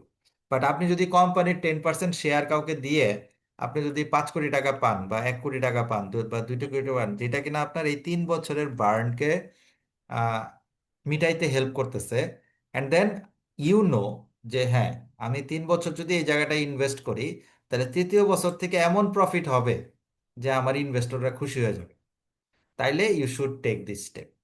So যেই কারণে বাংলাদেশ বা পৃথিবীর সব স্টার্ট আপরা ইনভেস্টমেন্ট তুলে ইকুইটির এগেনস্টে, এবং তাদের যে ইনোভেশনগুলা, এই ইনোভেশনগুলো আসলে টেস্টেড থাকে না। তারা প্রথমে এমভিপি করে, তারপরে তারা পিএমএফ, প্রোডাক্ট মার্কেট ফিট করে, তারপরে তারা ধুমায়া মার্কেটিং করে, এখানে ধুমায়া মার্কেটিং খরচ করে। এইসব করতে যায় তাদের প্রচুর টাকা বার্ন হয়। সো এই যেহেতু প্রচুর টাকা তাদের বার্ন হয়, সো এই টাকাটা তারা হচ্ছে ইনভেস্টরের কাছ থেকে ইনভেস্টমেন্ট তোলে, 10 মিলিয়ন, 20 মিলিয়ন, 100 মিলিয়ন, 500 মিলিয়ন, এক একজন এক এক টাকা তুলে তুলে হচ্ছে এটাকে বার্ন করে করে। তারা জানে যে in a 10-20 year time line, this company will be very big in terms of transaction volume. So এইটার জন্য তারা এই বেটটা নেয় আর কি। So it's totally depend, but আমার মনে হয় যে আপনাদের ম্যাক্সিমামের জন্যই ডেপথ ইজ এ ভেরি মানে ইউজফুল সোর্স অফ ফান্ডিং। সেটা আসতে পারে এই যে যে কোনো একটা সোর্স থেকে, এনবিএফআই বা অল্টারনেটিভ ফান্ডিং সোর্স, অথবা ক্রাউড ফান্ডিং। এটা হচ্ছে আপনাদের জন্য আমার মনে হয় যে সুইটেবল। এখন আসে যে আমাদের এনবিএফআই এর ট্রেডিশনাল কিছু লোন আছে, এই যে personal loan, car loan, inventory loan, working capital loan, CC loan. So আপনি এগুলাতে যে কত 11 থেকে 16% ইন্টারেস্টে আপনাকে নিতে পারবেন। এসএমই লোন আছে কিছু 6-7%। নতুন স্টার্ট আপ হচ্ছে 4%। এরকম বিভিন্ন পার্সেন্টেজের আপনার লোন আছে। বাট এখানে চ্যালেঞ্জ গুলা কি, যে আপনার কোলাটোরাল দিতে হয়। এই দুইটার ক্ষেত্রে আপনার কিছু না কিছু কোলাটোরাল দিতে হবে। নতুন স্টার্ট আপ লোনের পলিসিতে কোলাটোরাল না হইলেও দিবে, কিন্তু আসলে এটা হচ্ছে যে এটা লেংদি, আপনাকে এটা কনভিন্স করতে টাইম লাগবে। আপনার কোম্পানির বয়স যদি বেশি না হয়, 1-2 বছর হয়, তাইলে আপনার এটা পাইতে টাইম লাগবে। আহ, কারণ আপনি কনভিন্স করতে পারবেন, আপনারা বলবে দিবে, কিন্তু আসলে ব্যাংক দেখা যাবে যে ঝুলায় রাখছে। তো এটা হওয়ার চান্স বেশি স্টার্ট আপ লোনের ক্ষেত্রে। বাট আপনি যদি কোলাটোরাল দিতে পারেন, কোনো কিছু মর্টগেজ দিতে পারেন, আপনার লোন প্রসেস হবে fast. So if you have a land, আপনার বাবা বা আপনি নিজে বা আপনার পার্টনার কেউ যদি ল্যান্ড মানে ল্যান্ড ওনার হয়, তাহলে খুব ভালো। আরেকটা চ্যালেঞ্জ হচ্ছে এনবিএফআই বা ব্যাংকের ক্ষেত্রে, you need to have a guarantor, যে সামওয়ান হ্যাভিং বিজনেস, সে আপনাকে গ্যারান্টি দিতে হবে। এখন বাংলাদেশে এইটাই হয়ে গেছে সবচেয়ে বড় প্যারা, যে ধরেন এখন এখন আরো কমপ্লিকেটেড করে ফেলছে। সেটা কি, যে আমি কারো গ্যারান্টর হইছি, এখন সে যদি লোন ডিফল্টার হয়, এটা আমার সিবিআই তে হিট করে। So, আমি যদি কোনো একটা লোন নিতে যাই, আমি যদি একটা ক্রেডিট কার্ড নিতে যাই, তাহলে আমি আর নিতে পারবো না। So, এই এই কারণে কেউ আর আপনাকে গ্যারান্টি দিতে চায় না। এটা হচ্ছে যে মানে একদম রিয়েলিটি, যে আমি যে আপনাকে ভাই ট্রাস্ট করে গ্যারান্টি দিব, এখন আপনি যদি লোন ডিফল্ট করেন বা 2 মাসের ইনস্টলমেন্ট দিলেন না, 3 নম্বর মাসে যায় সিবিআই তে আমার নাম চলে আসবে, গ্যারান্টর হিসেবে আমিও ধরা খেয়ে যাব। তো এই যে ফ্যাক্টরটা বাংলাদেশে করে রাখছে, এই কারণে বাংলাদেশের ইকোনমি আগাইতেছে না, এই কারণে বাংলাদেশের বিজনেস মুভ করতেছে না। এটা একদম একটা হার্শ রিয়েলিটি। লজিক্যালি এবং theoretically, if you are a private limited company, private limited কোম্পানির থিওরিটাই হইতেছে যে all liability goes to company, not to the person. So এইখানে বাংলাদেশে কি হয়েছে, যে কোম্পানির যত ডিরেক্টর আছে তাদেরকে হচ্ছে গ্যারান্টর বানায়। So, আপনি যখন একটা ব্যাংক থেকে লোন নিতে যাবেন, আপনাকে আপনার সব ডিরেক্টরকে গ্যারান্টর বানাবে, প্লাস আপনাকে অন্য আরেকজন এক্সটার্নাল গ্যারান্টর আনতে হবে। এবং এই যে আপনি গ্যারান্টর হইলেন, সো ব্যাংকের যে কোম্পানির লোন, এই কোম্পানির লোন মানে হচ্ছে আপনার নামেও এটা সিবিআই তে হয়ে থাকবে। So, এরপরে যখন আপনি, এখন যদি কোম্পানি লোন দিতে ব্যর্থ হয়, তাহলে এটা আপনার ঘাড়েও আইসা পড়বে। এটা হচ্ছে বাংলাদেশের রুল। পৃথিবীর অন্যান্য দেশে প্রাইভেট লিমিটেড কোম্পানি বা লিমিটেড লায়াবিলিটি কোম্পানি মানে হচ্ছে এটা, লোন যদি ডিফল্ট হয় এটা কোম্পানির দোষ, এটা ব্যক্তির দোষ না। যেমন বাংলাদেশের মানুষ তো, মানে কোম্পানি আসলে কি ব্যক্তিদের দ্বারাই তো পরিচালিত। সো ব্যক্তিরা এত ফ্রড করছে, কোম্পানিগুলো এত ফ্রড করছে, যেই কারণে বাংলাদেশে হচ্ছে এখন এই রুলসটা এইভাবে চেঞ্জ করে ফেলছে। তো এই কারণে ব্যাংক বা এনবিএফআই থেকে লোন নেওয়াটা একটা চ্যালেঞ্জ আছে। But still small scale like 10 lakh, 20 lakh, 30 lakh, এই কাইন্ড অফ অ্যামাউন্টের লোন আপনি স্টিল নিতে পারবেন ব্যাংক এবং এনবিএফআই থেকে। ওই যে রেটটা একটু বেশি পড়বে, কোলাটোরালটা দিতে হইতে পারে, এই ধরনের কিছু চ্যালেঞ্জ আপনার স্টিল ধরেন যে আছে। সো আমরা এই পর্যন্ত বলে একটা ব্রেক নেই। আমাদের আজকে সেশন কয়টা পর্যন্ত হওয়ার কথা, রাহাত? ভাই 10:30। 10:30। সো আমরা হয়তো 10 মিনিট আরো একটু এক্সট্রা নিব, কারণ সবাই কিন্তু আসতে একটু লেট করছেন, সবাই কিন্তু একসাথে 8:30টার সময় জয়েন করেন নাই। সো আমি বাট আমি এখন একটা ব্রেক নেই, আমরা এখন একটা 10 মিনিটের ব্রেক নেই, কারণ অনেকক্ষণ হয়ে গেছে, প্রায় 1.5 ঘন্টা হয়ে গেছে। তো আমরা একটা 10 মিনিটের ব্রেক নেই, তারপরে আমরা আরো ½ আওয়ার সেশনটা কন্টিনিউ করব। ঠিক আছে? ওকে ভাই। Okay, so everyone please come back by 10:10। 10টা 10-এর ভিতরে সবাই অবশ্যই কাম ব্যাক করবেন।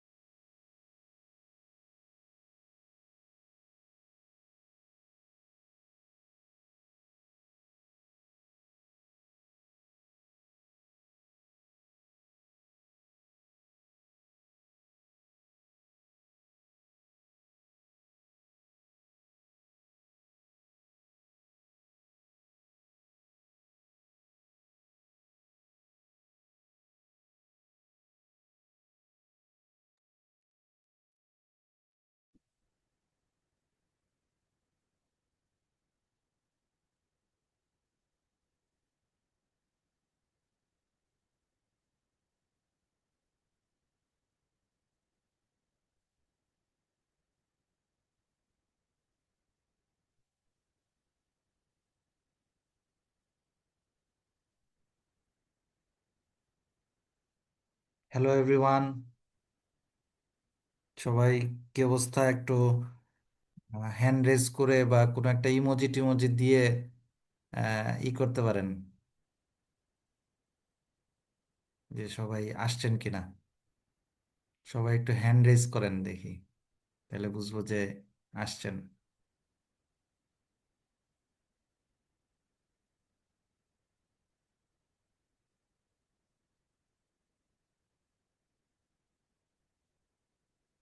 আরিফুর ভাই আর সাজ্জাদ হোসেন আছে, বাকিরা দেখতেছি মিটিং থেকেও লিভ নিছে। সো নো প্রবলেম, আমরা আসলে কন্টিনিউ করব যারা যারা আছে তাদেরকে নিয়েই, কারণ ইটস অলরেডি লেট। আমি ছোট্ট আমার একটা একটা, ছোট কোশ্চেন ছিল। হ্যাঁ আমার একটা ফোন আসছে, আমি তো জাস্ট ফোনটা ধরি, সে বারবার ফোন দিচ্ছে। সো একটু জাস্ট কিছুক্ষণের জন্য।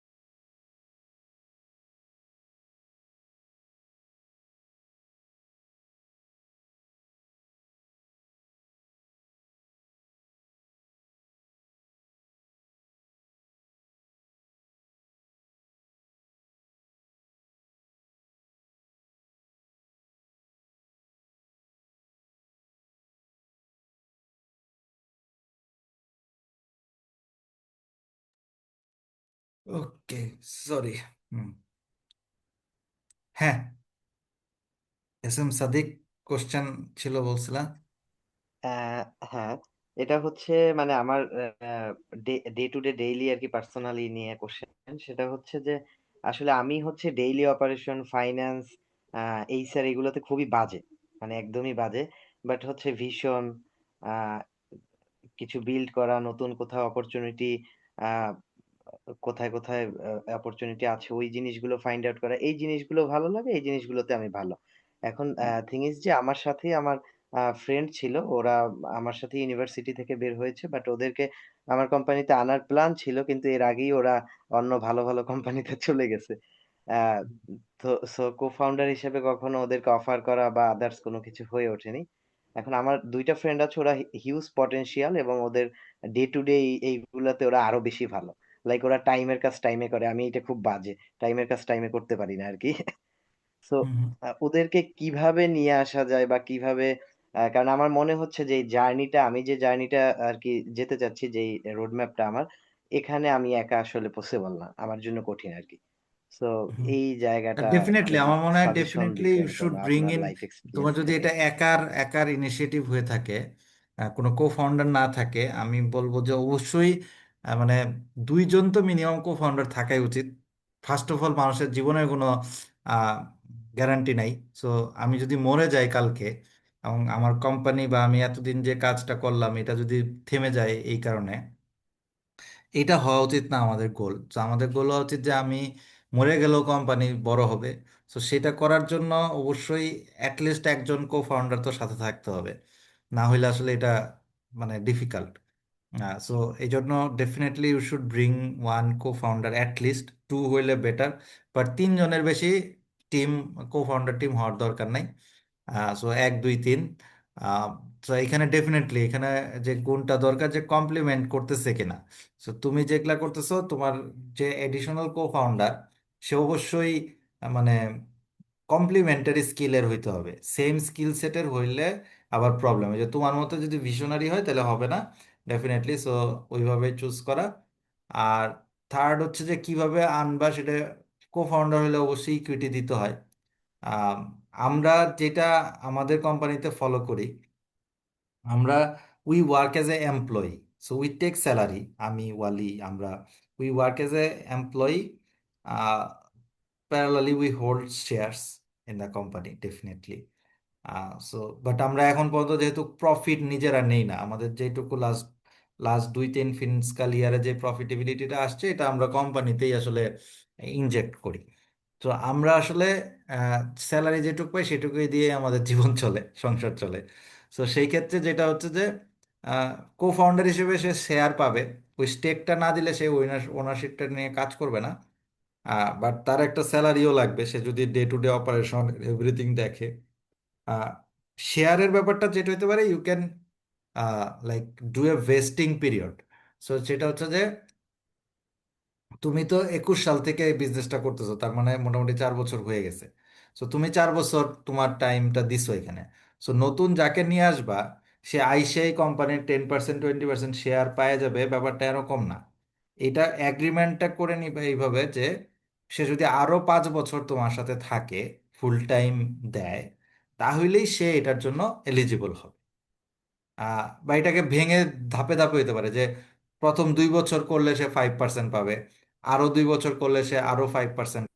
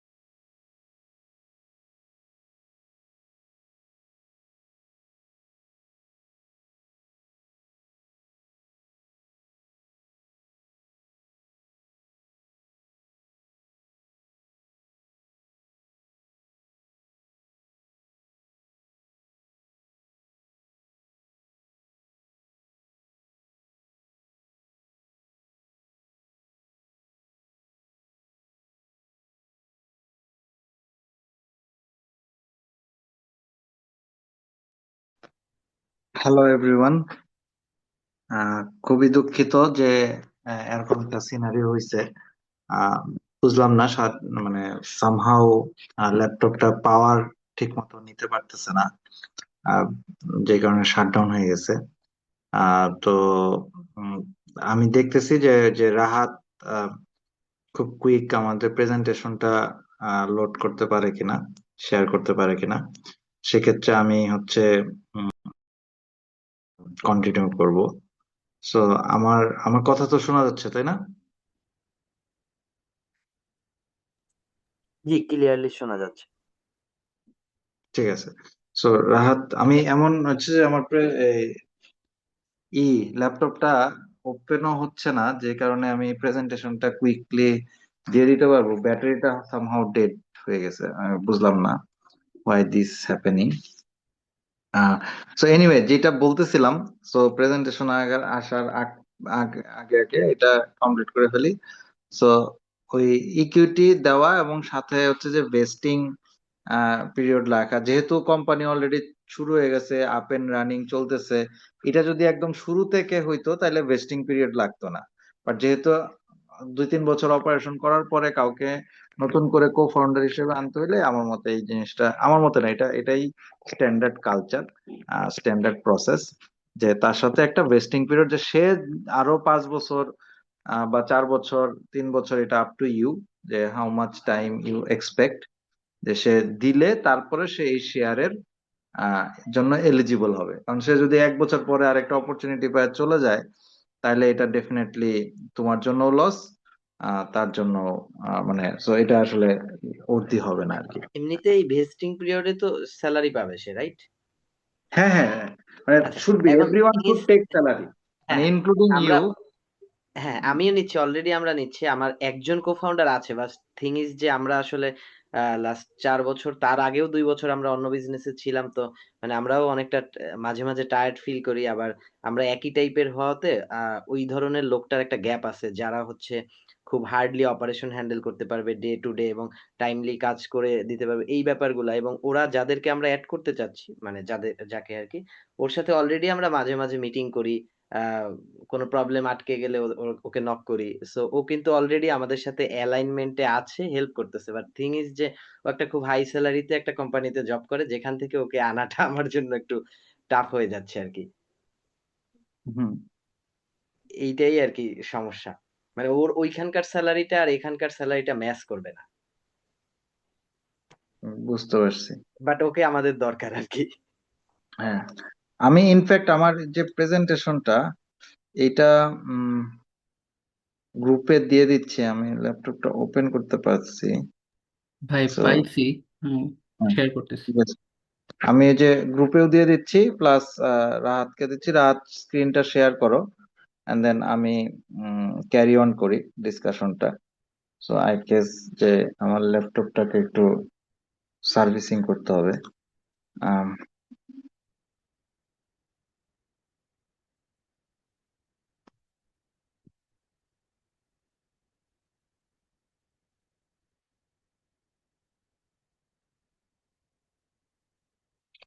তো আমরা কুইকলি যদি ভাই মুভ দেখা ফরওয়ার্ড যাচ্ছে কি? করি। হ্যাঁ, দেখা যাচ্ছে।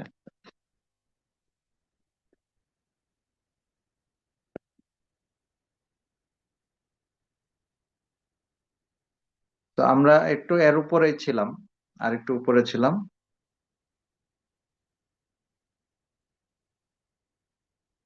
আর একটু উপরে, উপরে যাও।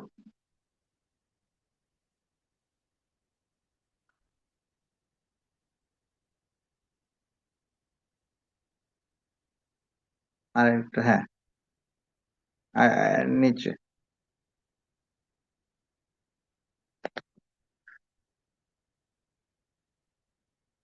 সো এই স্লাইডটাতে থাকো, ফান্ড রিকোয়ার্ড ডকুমেন্টেশন। সো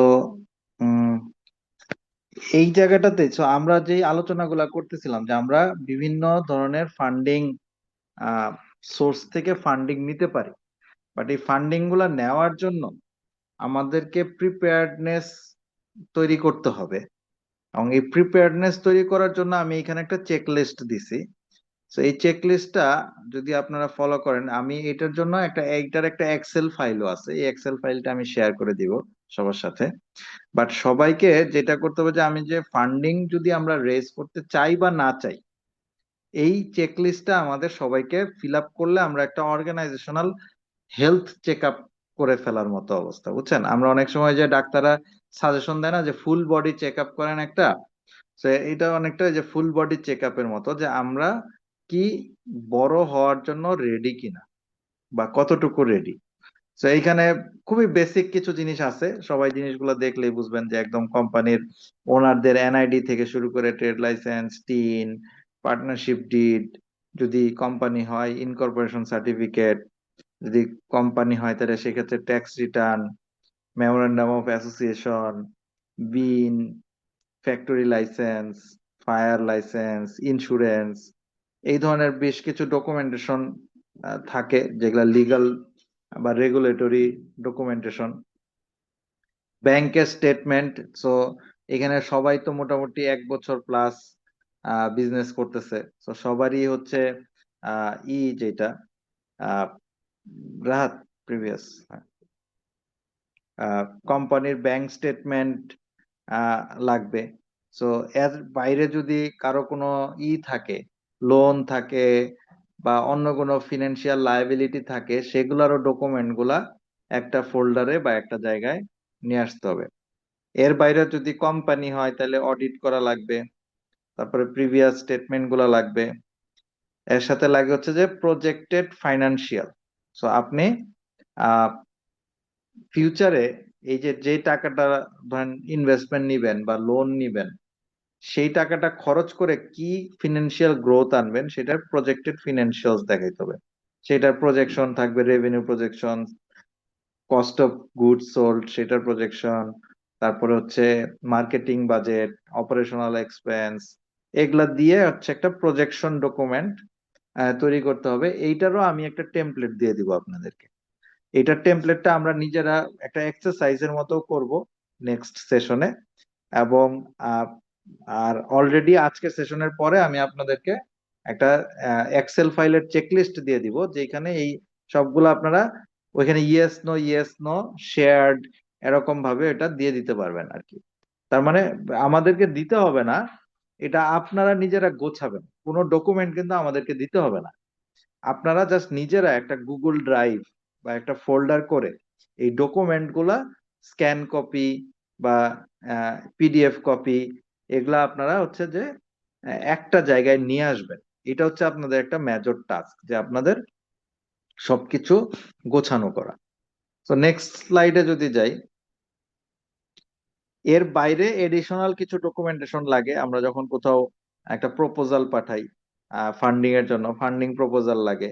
এটা যদি ইকুইটি ইনভেস্টমেন্ট হয় তখন সবাই হচ্ছে ট্রেন্ড হচ্ছে যে পিচ ডেক দেওয়া, যে পিচ ডেকটা আর ফরম্যাটটাও আমি একটু পরে দেখাচ্ছি। তো আপনার একটা পিচ ডেক বা প্রেজেন্টেশন বানাইতে হবে আপনার বিজনেসের উপরে। এন্ড দেন একটা ফান্ডিং প্রপোজাল, সেটা হবে হচ্ছে রিটেন। প্রেজেন্টেশনটা কি হয়, ইটস এ হাইলাইট, যে আপনি সামারি করে জিনিসটা দিচ্ছেন, এবং অনেক ক্ষেত্রে এটা আপনি নিজে মুখে বলতে হবে, না বললে প্রেজেন্টেশন দেখে অনেকে অনেক কিছু বুঝবে না।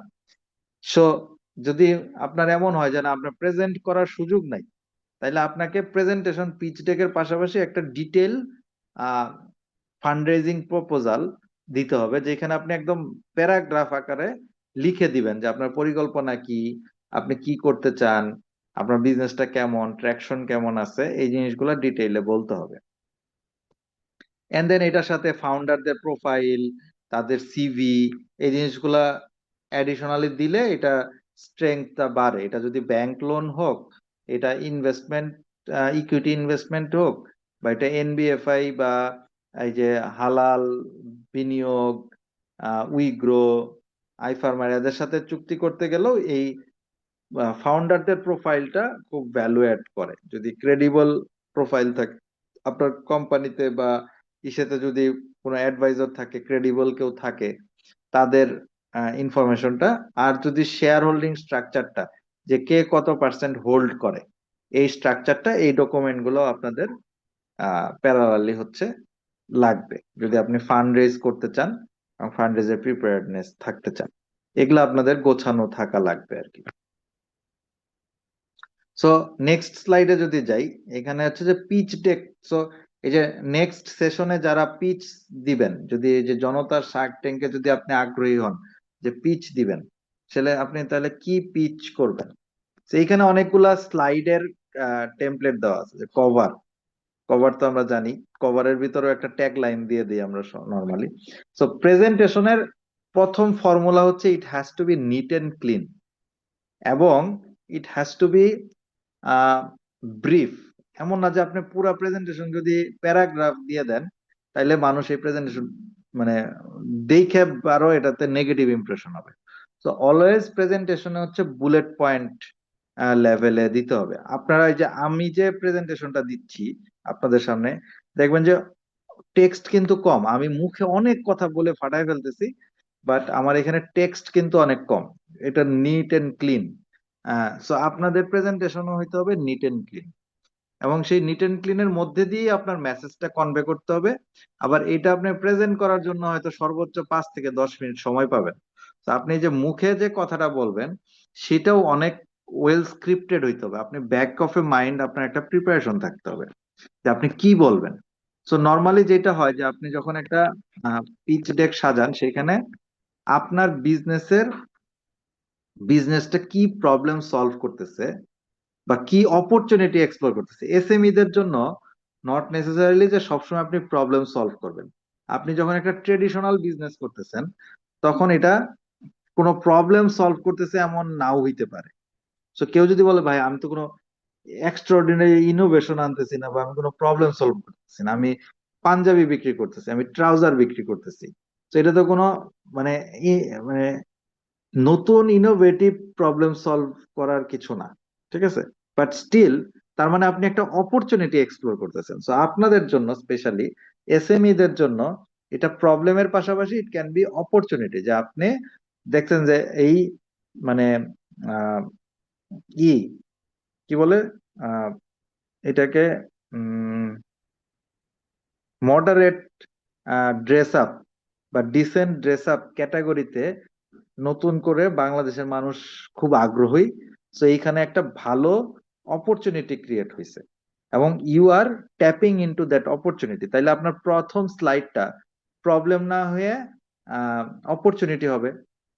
আবার আহ, যে সফট বাইট, ওর জন্য যেটা হবে যে আহ, এটা হবে হচ্ছে যে কেক ইন্ডাস্ট্রিতে, যে ঢাকার বাইরের এরিয়াগুলাতে ভালো ব্র্যান্ডের কেক পাওয়া যায় না। সো এইটা একটা প্রবলেম। সো কিন্তু কেকের একটা ভালো ডিমান্ড আছে, সো ওই প্রবলেমটা সলভ করতেছে। আবার লার্নিং যে শেখাচ্ছে, কোর্স করাচ্ছে বাচ্চাদের ভিতরে, সেখানে দুইটাই আছে, যে যেই টাইপের কোর্স গুলা ও অফার করতেছে সেগুলার হয়তো মার্কেট ডিমান্ড নাই, বা অ্যাডমিশনের ক্ষেত্রে যে প্রবলেম সলভ করছে। So either you are solving a problem or you are exploring a opportunity. So যেটাই হোক সেটাকে 2-3টা বুলেট পয়েন্টে আহ লিখতে হবে। সাথে একটা যদি ছবি দেওয়া যায়, এটার সাথে খুব রিলেভেন্ট ছবি দেওয়া যায়, এটা মানুষকে ক্যাচ করে। প্রবলেম বা অপরচুনিটির সাথে যদি একটা রিলেভেন্ট ছবি দেওয়া যায়, আহ তাইলে এটা একটা স্ট্রং স্টেটমেন্ট দেয়। দেন সলিউশন বা business model. So problem create করলে এটার সলিউশন দেখাইতে হবে, আর যদি অপরচুনিটি হয় তাহলে এটার অপরচুনিটিটার বিজনেস মডেলটা দেখাইতে হবে। যে আচ্ছা আমি দেখতেছি যে মডারেট ড্রেসের একটা হাই ডিমান্ড আছে, সো আমি এই ক্যাটাগরিতে বাল্ক অর্ডার প্রসেসিং শুরু করছি। আমি B2C কাস্টমার না ধরে আমি হচ্ছে বাল্কে অর্ডার নিই। যারা B2C করে তাদেরকে আমি সাপ্লাই দিই। সো এখানে আমি একটা অপরচুনিটি ট্যাপ ইন করছি। সো দিস সলিউশন অথবা বিজনেস মডেলটা এখানে শেয়ার করে দিতে হবে। দেন কামস দ্য ভিশন, যে হ্যাঁ ভিশনটা সবার জন্য কমন। এটা স্টার্ট আপের জন্য প্রবলেম সলভ করি, অপরচুনিটি এক্সপ্লোর করি। হোয়াট ইউ সি যে নেক্সট 5 or 10 ইয়ার্সে আপনার কোম্পানিটা কত দূর যাইতে পারে, কত বড় স্বপ্ন নিয়ে আপনি হচ্ছে কোম্পানিটা বিল্ড করতেছেন। দেন যে কেন এখন আপনি এইটা করতেছেন সেটার পিছনে কিছু লজিক দেওয়া, যে কেন বা এখানে আরো কিছু জিনিস থাকতে পারে, যে why you are a good founder to do it. যে কেন আপনি এটা করতেছেন, দেন মার্কেটটা কত বড়, যে বাংলাদেশে মডারেট ড্রেসের মার্কেটটা কত বড়, অথবা অনলাইন অ্যাডমিশন প্রিপেয়ারনেস এর মার্কেটটা কত বড়, অথবা অনলাইন কিডস লার্নিং এর মার্কেটটা কত বড়, অথবা এই যে ট্যাক্স ভ্যাট ট্রেনিং এর বা অ্যাডভাইজরি কনসালটেন্সি সার্ভিসের মার্কেটটা কত বড়। এই জিনিসটা একটা মানে ফিগারেটিভ ভ্যালু, যে 5 কোটি, 10 কোটি, 5,000 কোটি, আহ 5 লাখ কোটি, এরকম ভ্যালু তো আসবে। Billion dollar, trillion dollar market আমরা বলি। তো এইটা দেন হচ্ছে যে মার্কেটে অন্য কারা কম্পিটিটর আছে এবং তাদের থেকে আপনার অ্যাডভান্টেজটা কি, এইটা একটু এক্সপ্লেন করা। দেন হচ্ছে বিজনেস মডেলটা কি, তো এটাকে বি2বি না বি2সি, আপনার একটু যদি ভেঙে বলেন যে আপনি কোথা থেকে সোর্সিং করেন এবং কিভাবে এটাকে ফুলফিলমেন্ট করেন, বা ট্রেনিং, এই যে মেন্টরশিপ, মানে বিজনেস মডেলের ভিতরে মেন্টরদেরকে আপনি কত পার্সেন্ট টাকা দেন আর আপনি নিজে কত পার্সেন্ট টাকা রাখেন, এখানে আপনার নেট প্রফিট কত থাকে। এটা হচ্ছে বিজনেস মডেলের একটা পার্ট হইতে পারে, যে হ্যাঁ আমি এটা ফুলফিলমেন্ট করি আর আমার মেন্টরদের দিয়ে জিনিসটা কাজ করাই। তো আমার নিজের বিজনেস মডেলটা হচ্ছে এরকম। সো সো বিজনেস মডেলটা এখানে এক্সপ্লেন করাটা, তাহলে কি যে ইনভেস্টর বা যে আপনাকে ফাইন্যান্স করবে তারা যেন আপনার বিজনেসটা সম্পর্কে একটা ক্লিয়ার কনসেপ্ট পায়। দেন টিম, যে আপনারা কারা কারা আছেন, এটা সবার লাস্টেও আসতে পারে, মাঝখানেও আসতে পারে, ডিপেন্ডিং অন যে আপনি কি ফোরামে এটা প্রেজেন্ট করতেছেন। আমাদের এইখানে প্রেজেন্টেশনের জন্য আপনি টিমটা সবার লাস্টে রাখতে পারেন, অথবা সবার শুরুতে, যে প্রবলেম সলিউশন ভিশন দেখানোর পরে ওয়াই নাও, তারপরে টিম, তারপরে চলে গেলেন মার্কেট ফিনান্সিয়ালে, অথবা একদম লাস্টে, একদম এই যে কভারের ব্যাক কভারের আগে টিমে কারা কারা আছে, বা financial.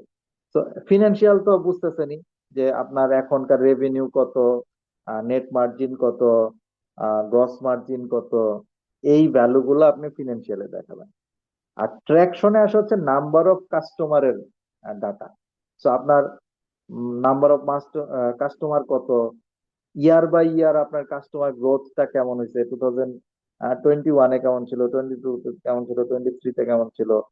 So year on year growth বা মান্থ অন মান্থ গ্রোথ কেমন আপনার, এই জিনিসগুলো হচ্ছে ট্র্যাকশন। এন্ড দেন ফাইনালি হচ্ছে আস্ক, মানে আপনি কত টাকা ইনভেস্টরের কাছ থেকে রেজ করতেছেন এবং আপনার অফারটা কি, আপনি কি ইকুইটি দিচ্ছেন নাকি আপনি ডেপ্ট নিচ্ছেন, আপনি কি প্রফিট শেয়ার করবেন। তো এই ডিটেলসটা এই আস্ক স্লাইডে আপনাদেরকে দিয়ে দিতে হবে। কারো কোনো কোশ্চেন আছে এই জায়গাতে?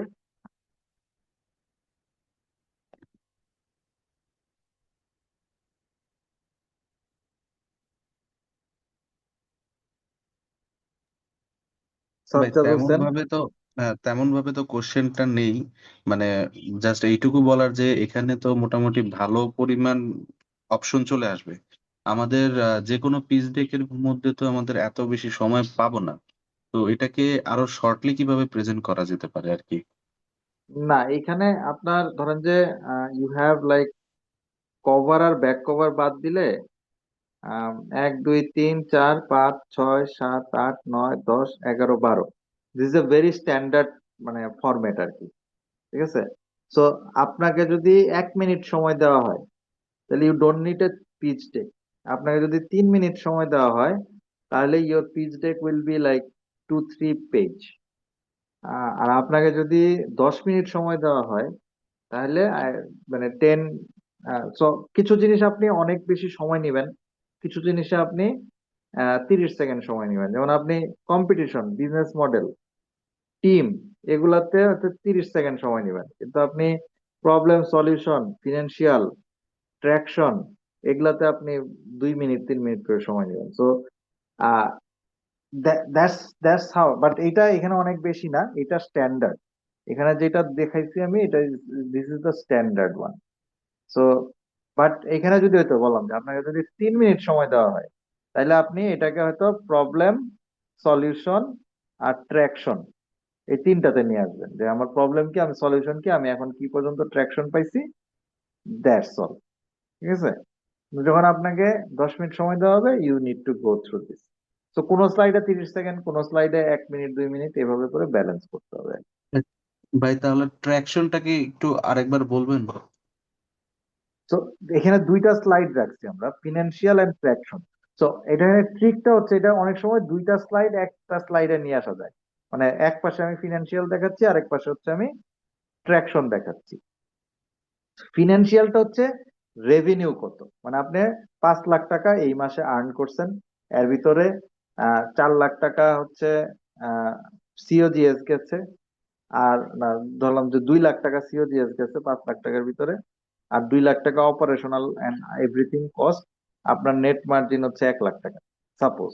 তাহলে আপনার, তো এখানে কত পার্সেন্ট নেট মার্জিন, কত পার্সেন্ট গ্রস প্রফিট, এইটার ব্রেকডাউনটা দেখাইলেন, এবং রেভিনিউটা কত, এবং রেভিনিউ গ্রোথ কত, যে লাস্ট 1 or 2 ইয়ারে আপনার রেভিনিউ গ্রোথটা কত, এইটা দেখাইতে হবে হচ্ছে ফিনান্সিয়ালে। আর ট্র্যাকশনটা, এই ট্র্যাকশন টার্মটা হচ্ছে যে growth in terms of number of user. So আপনার কাস্টমার বেস গত 2-3 বছরে কেমন বাড়ছে, কারেন্টলি আপনার ইউজার কত বা আপনার কাস্টমার কত, এইটা হচ্ছে ট্র্যাকশনে আসে, এবং এই যে ইয়ার অন ইয়ার গ্রোথটা। সো বাট এই আর দুইটা স্লাইড অনেক সময়ই একই স্লাইড হইতে পারে। প্রোডাক্ট ওরিয়েন্টেড বিজনেসের ক্ষেত্রে প্রোডাক্টের কস্ট কস্টের যে ইয়া থাকে, মানে ব্রেকডাউন হয়, কস্টিং ব্রেকডাউন অনেক ক্ষেত্রে এটা বলতে হয় বা বলা লাগে। হ্যাঁ, হুম মোটামুটি হুম। ওই যে শার্ক ট্যাঙ্ক বা যেগুলো দেখি, তো হ্যাঁ হ্যাঁ, ওইখানে ওটা কোন জায়গায় দিতে পারি আর কি, যদি দিতে চাই আর কি, ওইটা আসবে হচ্ছে বিজনেস মডেলের আন্ডারে। সো বিজনেস মডেলে। হ্যাঁ, ওই ব্রেকডাউনটা যে আমার আমার মানে বিজনেস মডেল বা প্রাইসিং স্ট্র্যাটেজি, এই জিনিসগুলো আসবে হচ্ছে বিজনেস মডেলের আন্ডারে। মানে এটার হেডিং বিজনেস মডেল সবসময় হইতে হবে তা না। তাহলে আপনি বলেন B2C মডেল, তাহলে আপনার বলতে হবে যে আচ্ছা আমার ইউনিট ইকোনমিক্স, এগুলাকে বলা হচ্ছে ইউনিট ইকোনমিক্স। আমার একটা প্রোডাক্ট কারো কারো কারো ক্ষেত্রে হবে হচ্ছে এভারেজ অর্ডার ভ্যালু, যে আমার হয়তো একসাথে 2-3টা প্রোডাক্ট বেচা হয় অনলাইন, যারা ই কমার্স প্ল্যাটফর্মের ক্ষেত্রে মাল্টিপল প্রোডাক্ট থাকে, বাট আপনার যদি প্রোডাক্ট একটা সিঙ্গুলার প্রোডাক্ট হয়, তাইলে ওইটা একদম ওই প্রোডাক্ট ধরে আপনি হচ্ছে ব্রেকডাউন দিলেন। আর যদি মাল্টিপল প্রোডাক্ট সেল হয়, তাহলে আপনার এভারেজ অর্ডার ভ্যালু, হ্যাঁ আপনার দোকান থেকে এভারেজ কত টাকার অর্ডার হয়, বা আপনার ওয়েবসাইট থেকে এভারেজ কত টাকার কোর্স সেল হয়, সো এভারেজ অর্ডার ভ্যালু সেখানে ব্রেকডাউন দিতে হবে, যে আমার এত পার্সেন্ট যায় হচ্ছে মেন্টরশিপ বা মেন্টরদেরকে দিতে, বা আমার এত পার্সেন্ট যায় হচ্ছে কাপড়ে, এত পার্সেন্ট যায় হচ্ছে ম্যানুফ্যাকচারিং এ, আর এত পার্সেন্ট আমার মার্কেটিং এ যায়। সো পার্সেন্টেজে আপনি হচ্ছে এটা জিনিসটা শেয়ার করতে পারেন আর কি, ইউনিট ইকোনমিক্সটা। সো রাহাত, ঠিক আছে যদি ভাই। আরেকটু নিচে নামো, এইখানে আমি কিছু যে বিজনেস ভাই মডেল। একটু কথা ছিল, আহ, যদি সুযোগ থাকে। Definitely definitely. জি, এখানে একদম ফার্স্টে যেটা কাভার যেটা দিলেন আর কি, কাভারটা কি আসলে মূল বিজনেসটাকে শর্টকাট একটা থিম নিয়ে আসা, এটাকে কি কাভার বুঝাচ্ছেন একদম ফার্স্টে? না না না না না, জাস্ট সিম্পলি লেটস সে আপনার কোম্পানির নামটা দিছেন, যে জি, একটা ট্যাগ লাইন দিছেন, আর একটা রিলেভেন্ট ব্যাকগ্রাউন্ড রাখছেন, ওইটাই কাভার। মানে ধরেন বইয়ের কাভার, প্রেজেন্টেশনের কাভার হচ্ছে এরকম। আচ্ছা আচ্ছা আচ্ছা, বুঝতে পারছি। জি, হুম। ঠিক আছে, থ্যাংক ইউ। এটা ধরেন যে বইয়ের কাভারের মতো চিন্তা করেন, যে বইয়ে, তো আপনি বইয়ের কাভারে তো অনেক কিছু দিলে ক্লামজি লাগবে, তাই না? জি জি জি জি। তো এইখানে কিছু স্ট্যান্ডার্ড বিজনেস মডেল আছে, যেগুলো হচ্ছে যে পৃথিবীর সব ধরনের বিজনেসকেই এই বিজনেস মডেল গুলোতে ফালানো যায়। আহ একটা তো আছে B2B B2C। তো B2Bর ভিতরে এগুলা হইতে পারে, আবার B2Cর ভিতরেও এগুলা হইতে পারে। তো আমাদের বিজনেস কে ভালো রান করতে হইলে সবসময় একটা, যে কোনো একটা বিজনেস মডেলে রাখাটা ভালো। আমরা যদি একের ভিতর 10 রকম বিজনেস মডেল ঢুকাই, তাইলে আর কি কমপ্লিকেটেড হয়ে যায় for the customer to understand. তো এটা B2C তেও হইতে পারে, B2B তেও হইতে পারে। আপনি B2B মার্কেট প্লেস হইতে পারেন, আপনি B2C মার্কেট প্লেস হইতে পারেন, আপনি B2B SaaS হইতে পারেন, B2C SaaS হইতে পারেন। তো B2B আর B2C হচ্ছে মাদার ক্যাটাগরি, তার আন্ডারে এই ধরনের বিজনেস মডেল হইতে পারে আর কি, বেসিক্যালি। তো এগুলা আমরা পরেও ইন ডেপথে যাব, এখানে জাস্ট আমি আপনাদের এই টার্ম গুলার সাথে পরিচিত অনেকেই হয়তো অলরেডি আছেন, তারপরে আবার নতুন করে জাস্ট একটু রিফ্রেশ করা। এই জন্য এখানে রাখছি এই রিসোর্স গুলা। রাহাত, আর একটু নেক্সট যাও। So this is called business model canvas, যেটা কিনা আপনার বিজনেসটাকে এট এ গ্ল্যান্স আপনার চোখের সামনে নিয়ে আসতে হেল্প করবে।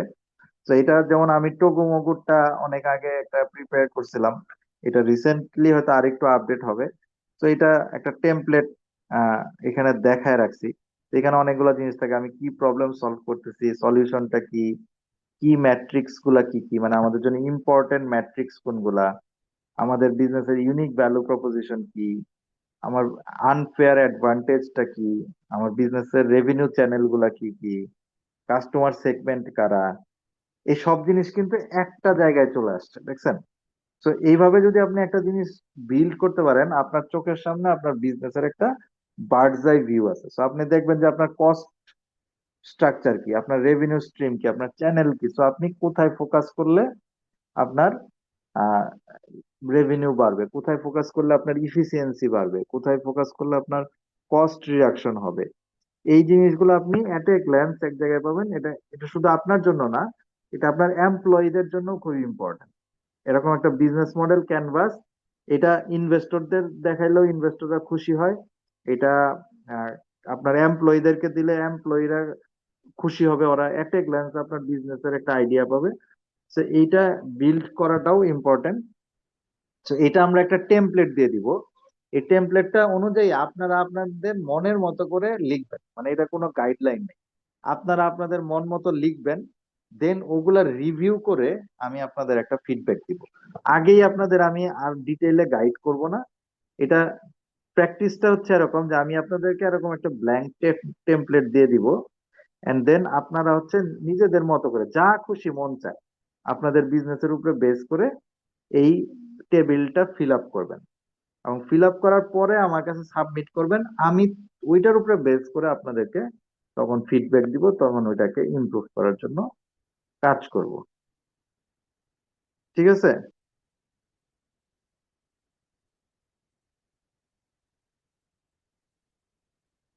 তো ফাইনালি আমি আরো কিছু বেসিক টার্মিনোলজি এখানে অ্যাড করছি। তো এই টার্মিনোলজি গুলা মেইনলি হচ্ছে আপনার স্টার্ট আপ এসএমই সবার জন্যই দরকার আন্ডারস্ট্যান্ডে রাখা। তো এগুলা গো থ্রু করবেন। আমি এখানে ইন ডিটেল বলার জন্য এগুলা রাখি নাই। আহ এগুলা রাখার মেইন উদ্দেশ্য হচ্ছে যে এগুলোর সাথে আপনারা পরিচিত হন। এগুলা আপনারা নিজেরাও যদি একটু গুগল করেন বা জেমিনাই, চ্যাট জিপিটি ইউজ করেন, প্রত্যেকটার এক্সপ্লেনেশন আপনারা নিজেরাই পেয়ে যাবেন। বাট আমি এখানে রাখছি যাতে করে আপনারা অ্যাটলিস্ট এই টার্মগুলোর সাথে পরিচিত হন এবং নিজেরা আগ্রহ নিয়ে এটা আহ একটু সার্চ করেন। এখন আমি যদি লাইন বাই লাইন এটাকে এক্সপ্লেন করতে যাই তাহলে ধরেন অনেক সময় লাগবে, এইটা নিয়েই প্রায় 1-1.5 ঘন্টা কথা বলা যাবে। বাট আমরা বলবো, আমরা যখন পরের সেশন গুলাতে ইন ডেপথে ঢুকবো তখন হয়তো আমরা ট্যামস এন্ড সম নিয়ে কথা বলবো, আবার কোথাও হয়তো বার্ন রেট, রানওয়ে, পিএনএল এগুলো নিয়ে কথা বলবো। পিএনএল যেমন খুব important, PLN statement is very important. তো এটা নিয়ে আমরা নেক্সট সেশনটাই হবে আমাদের পিএনএল স্টেটমেন্টের উপরে। সো ওই জায়গাতে so এই টার্ম গুলো আপনারা ইউজ টু হন। রাত নেক্সট স্লাইডে যাও। নেক্সট স্লাইডটা সম্ভবত এখানে ভুল হয়েছে আর কি অ্যারেঞ্জমেন্টে।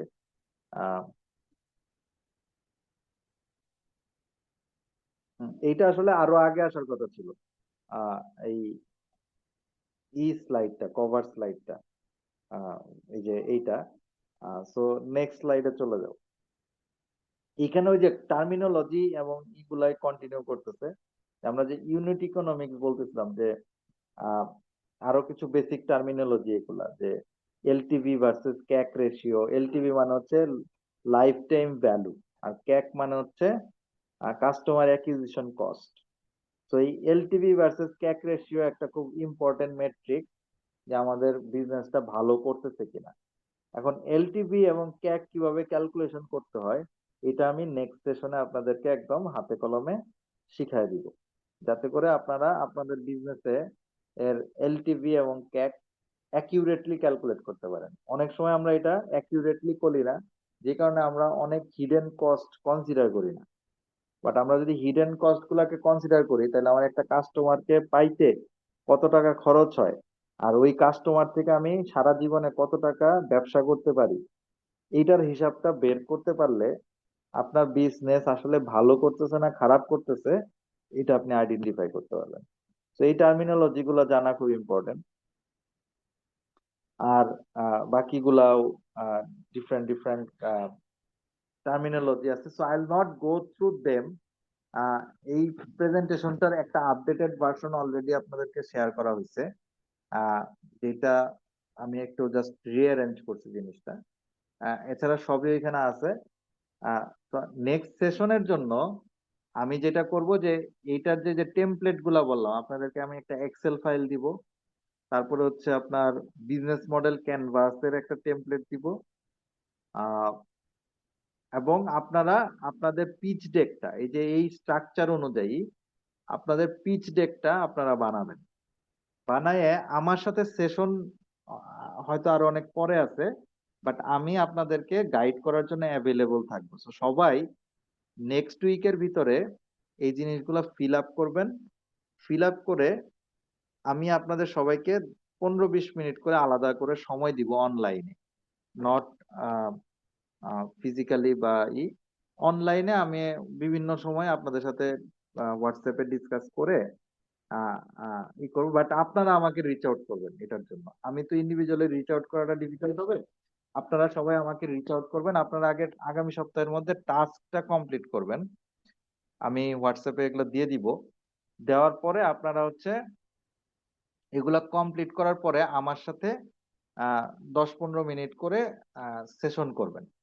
তো ওই সেশনে আমরা অনলাইনে ইন্ডিভিজুয়ালি সেশন করব, করলে ইনশাল্লাহ আপনাদের এই জিনিসগুলো একদম একটা ফরম্যাটে দাঁড়ায় যাবে।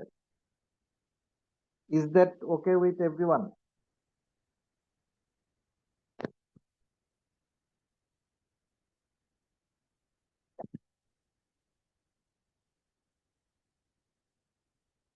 তো সবাইকে আমাকে ফলো করতে পারছেন আজকের ক্লাসে? আমি জানি যে এটা এটা এটা বিট মানে হেভি, ফিনান্সিয়াল কথাবার্তা গুলো একটু মানে কাঠখোট্টা, নট লাইক দ্য ব্র্যান্ডিং যে ওখানে ফিলোসফিক্যাল কথাবার্তা থাকে।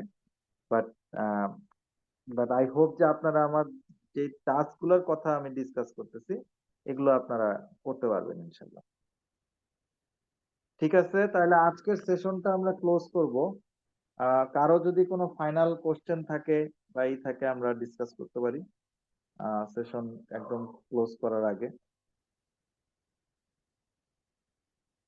Anyone have any comments or anything to add?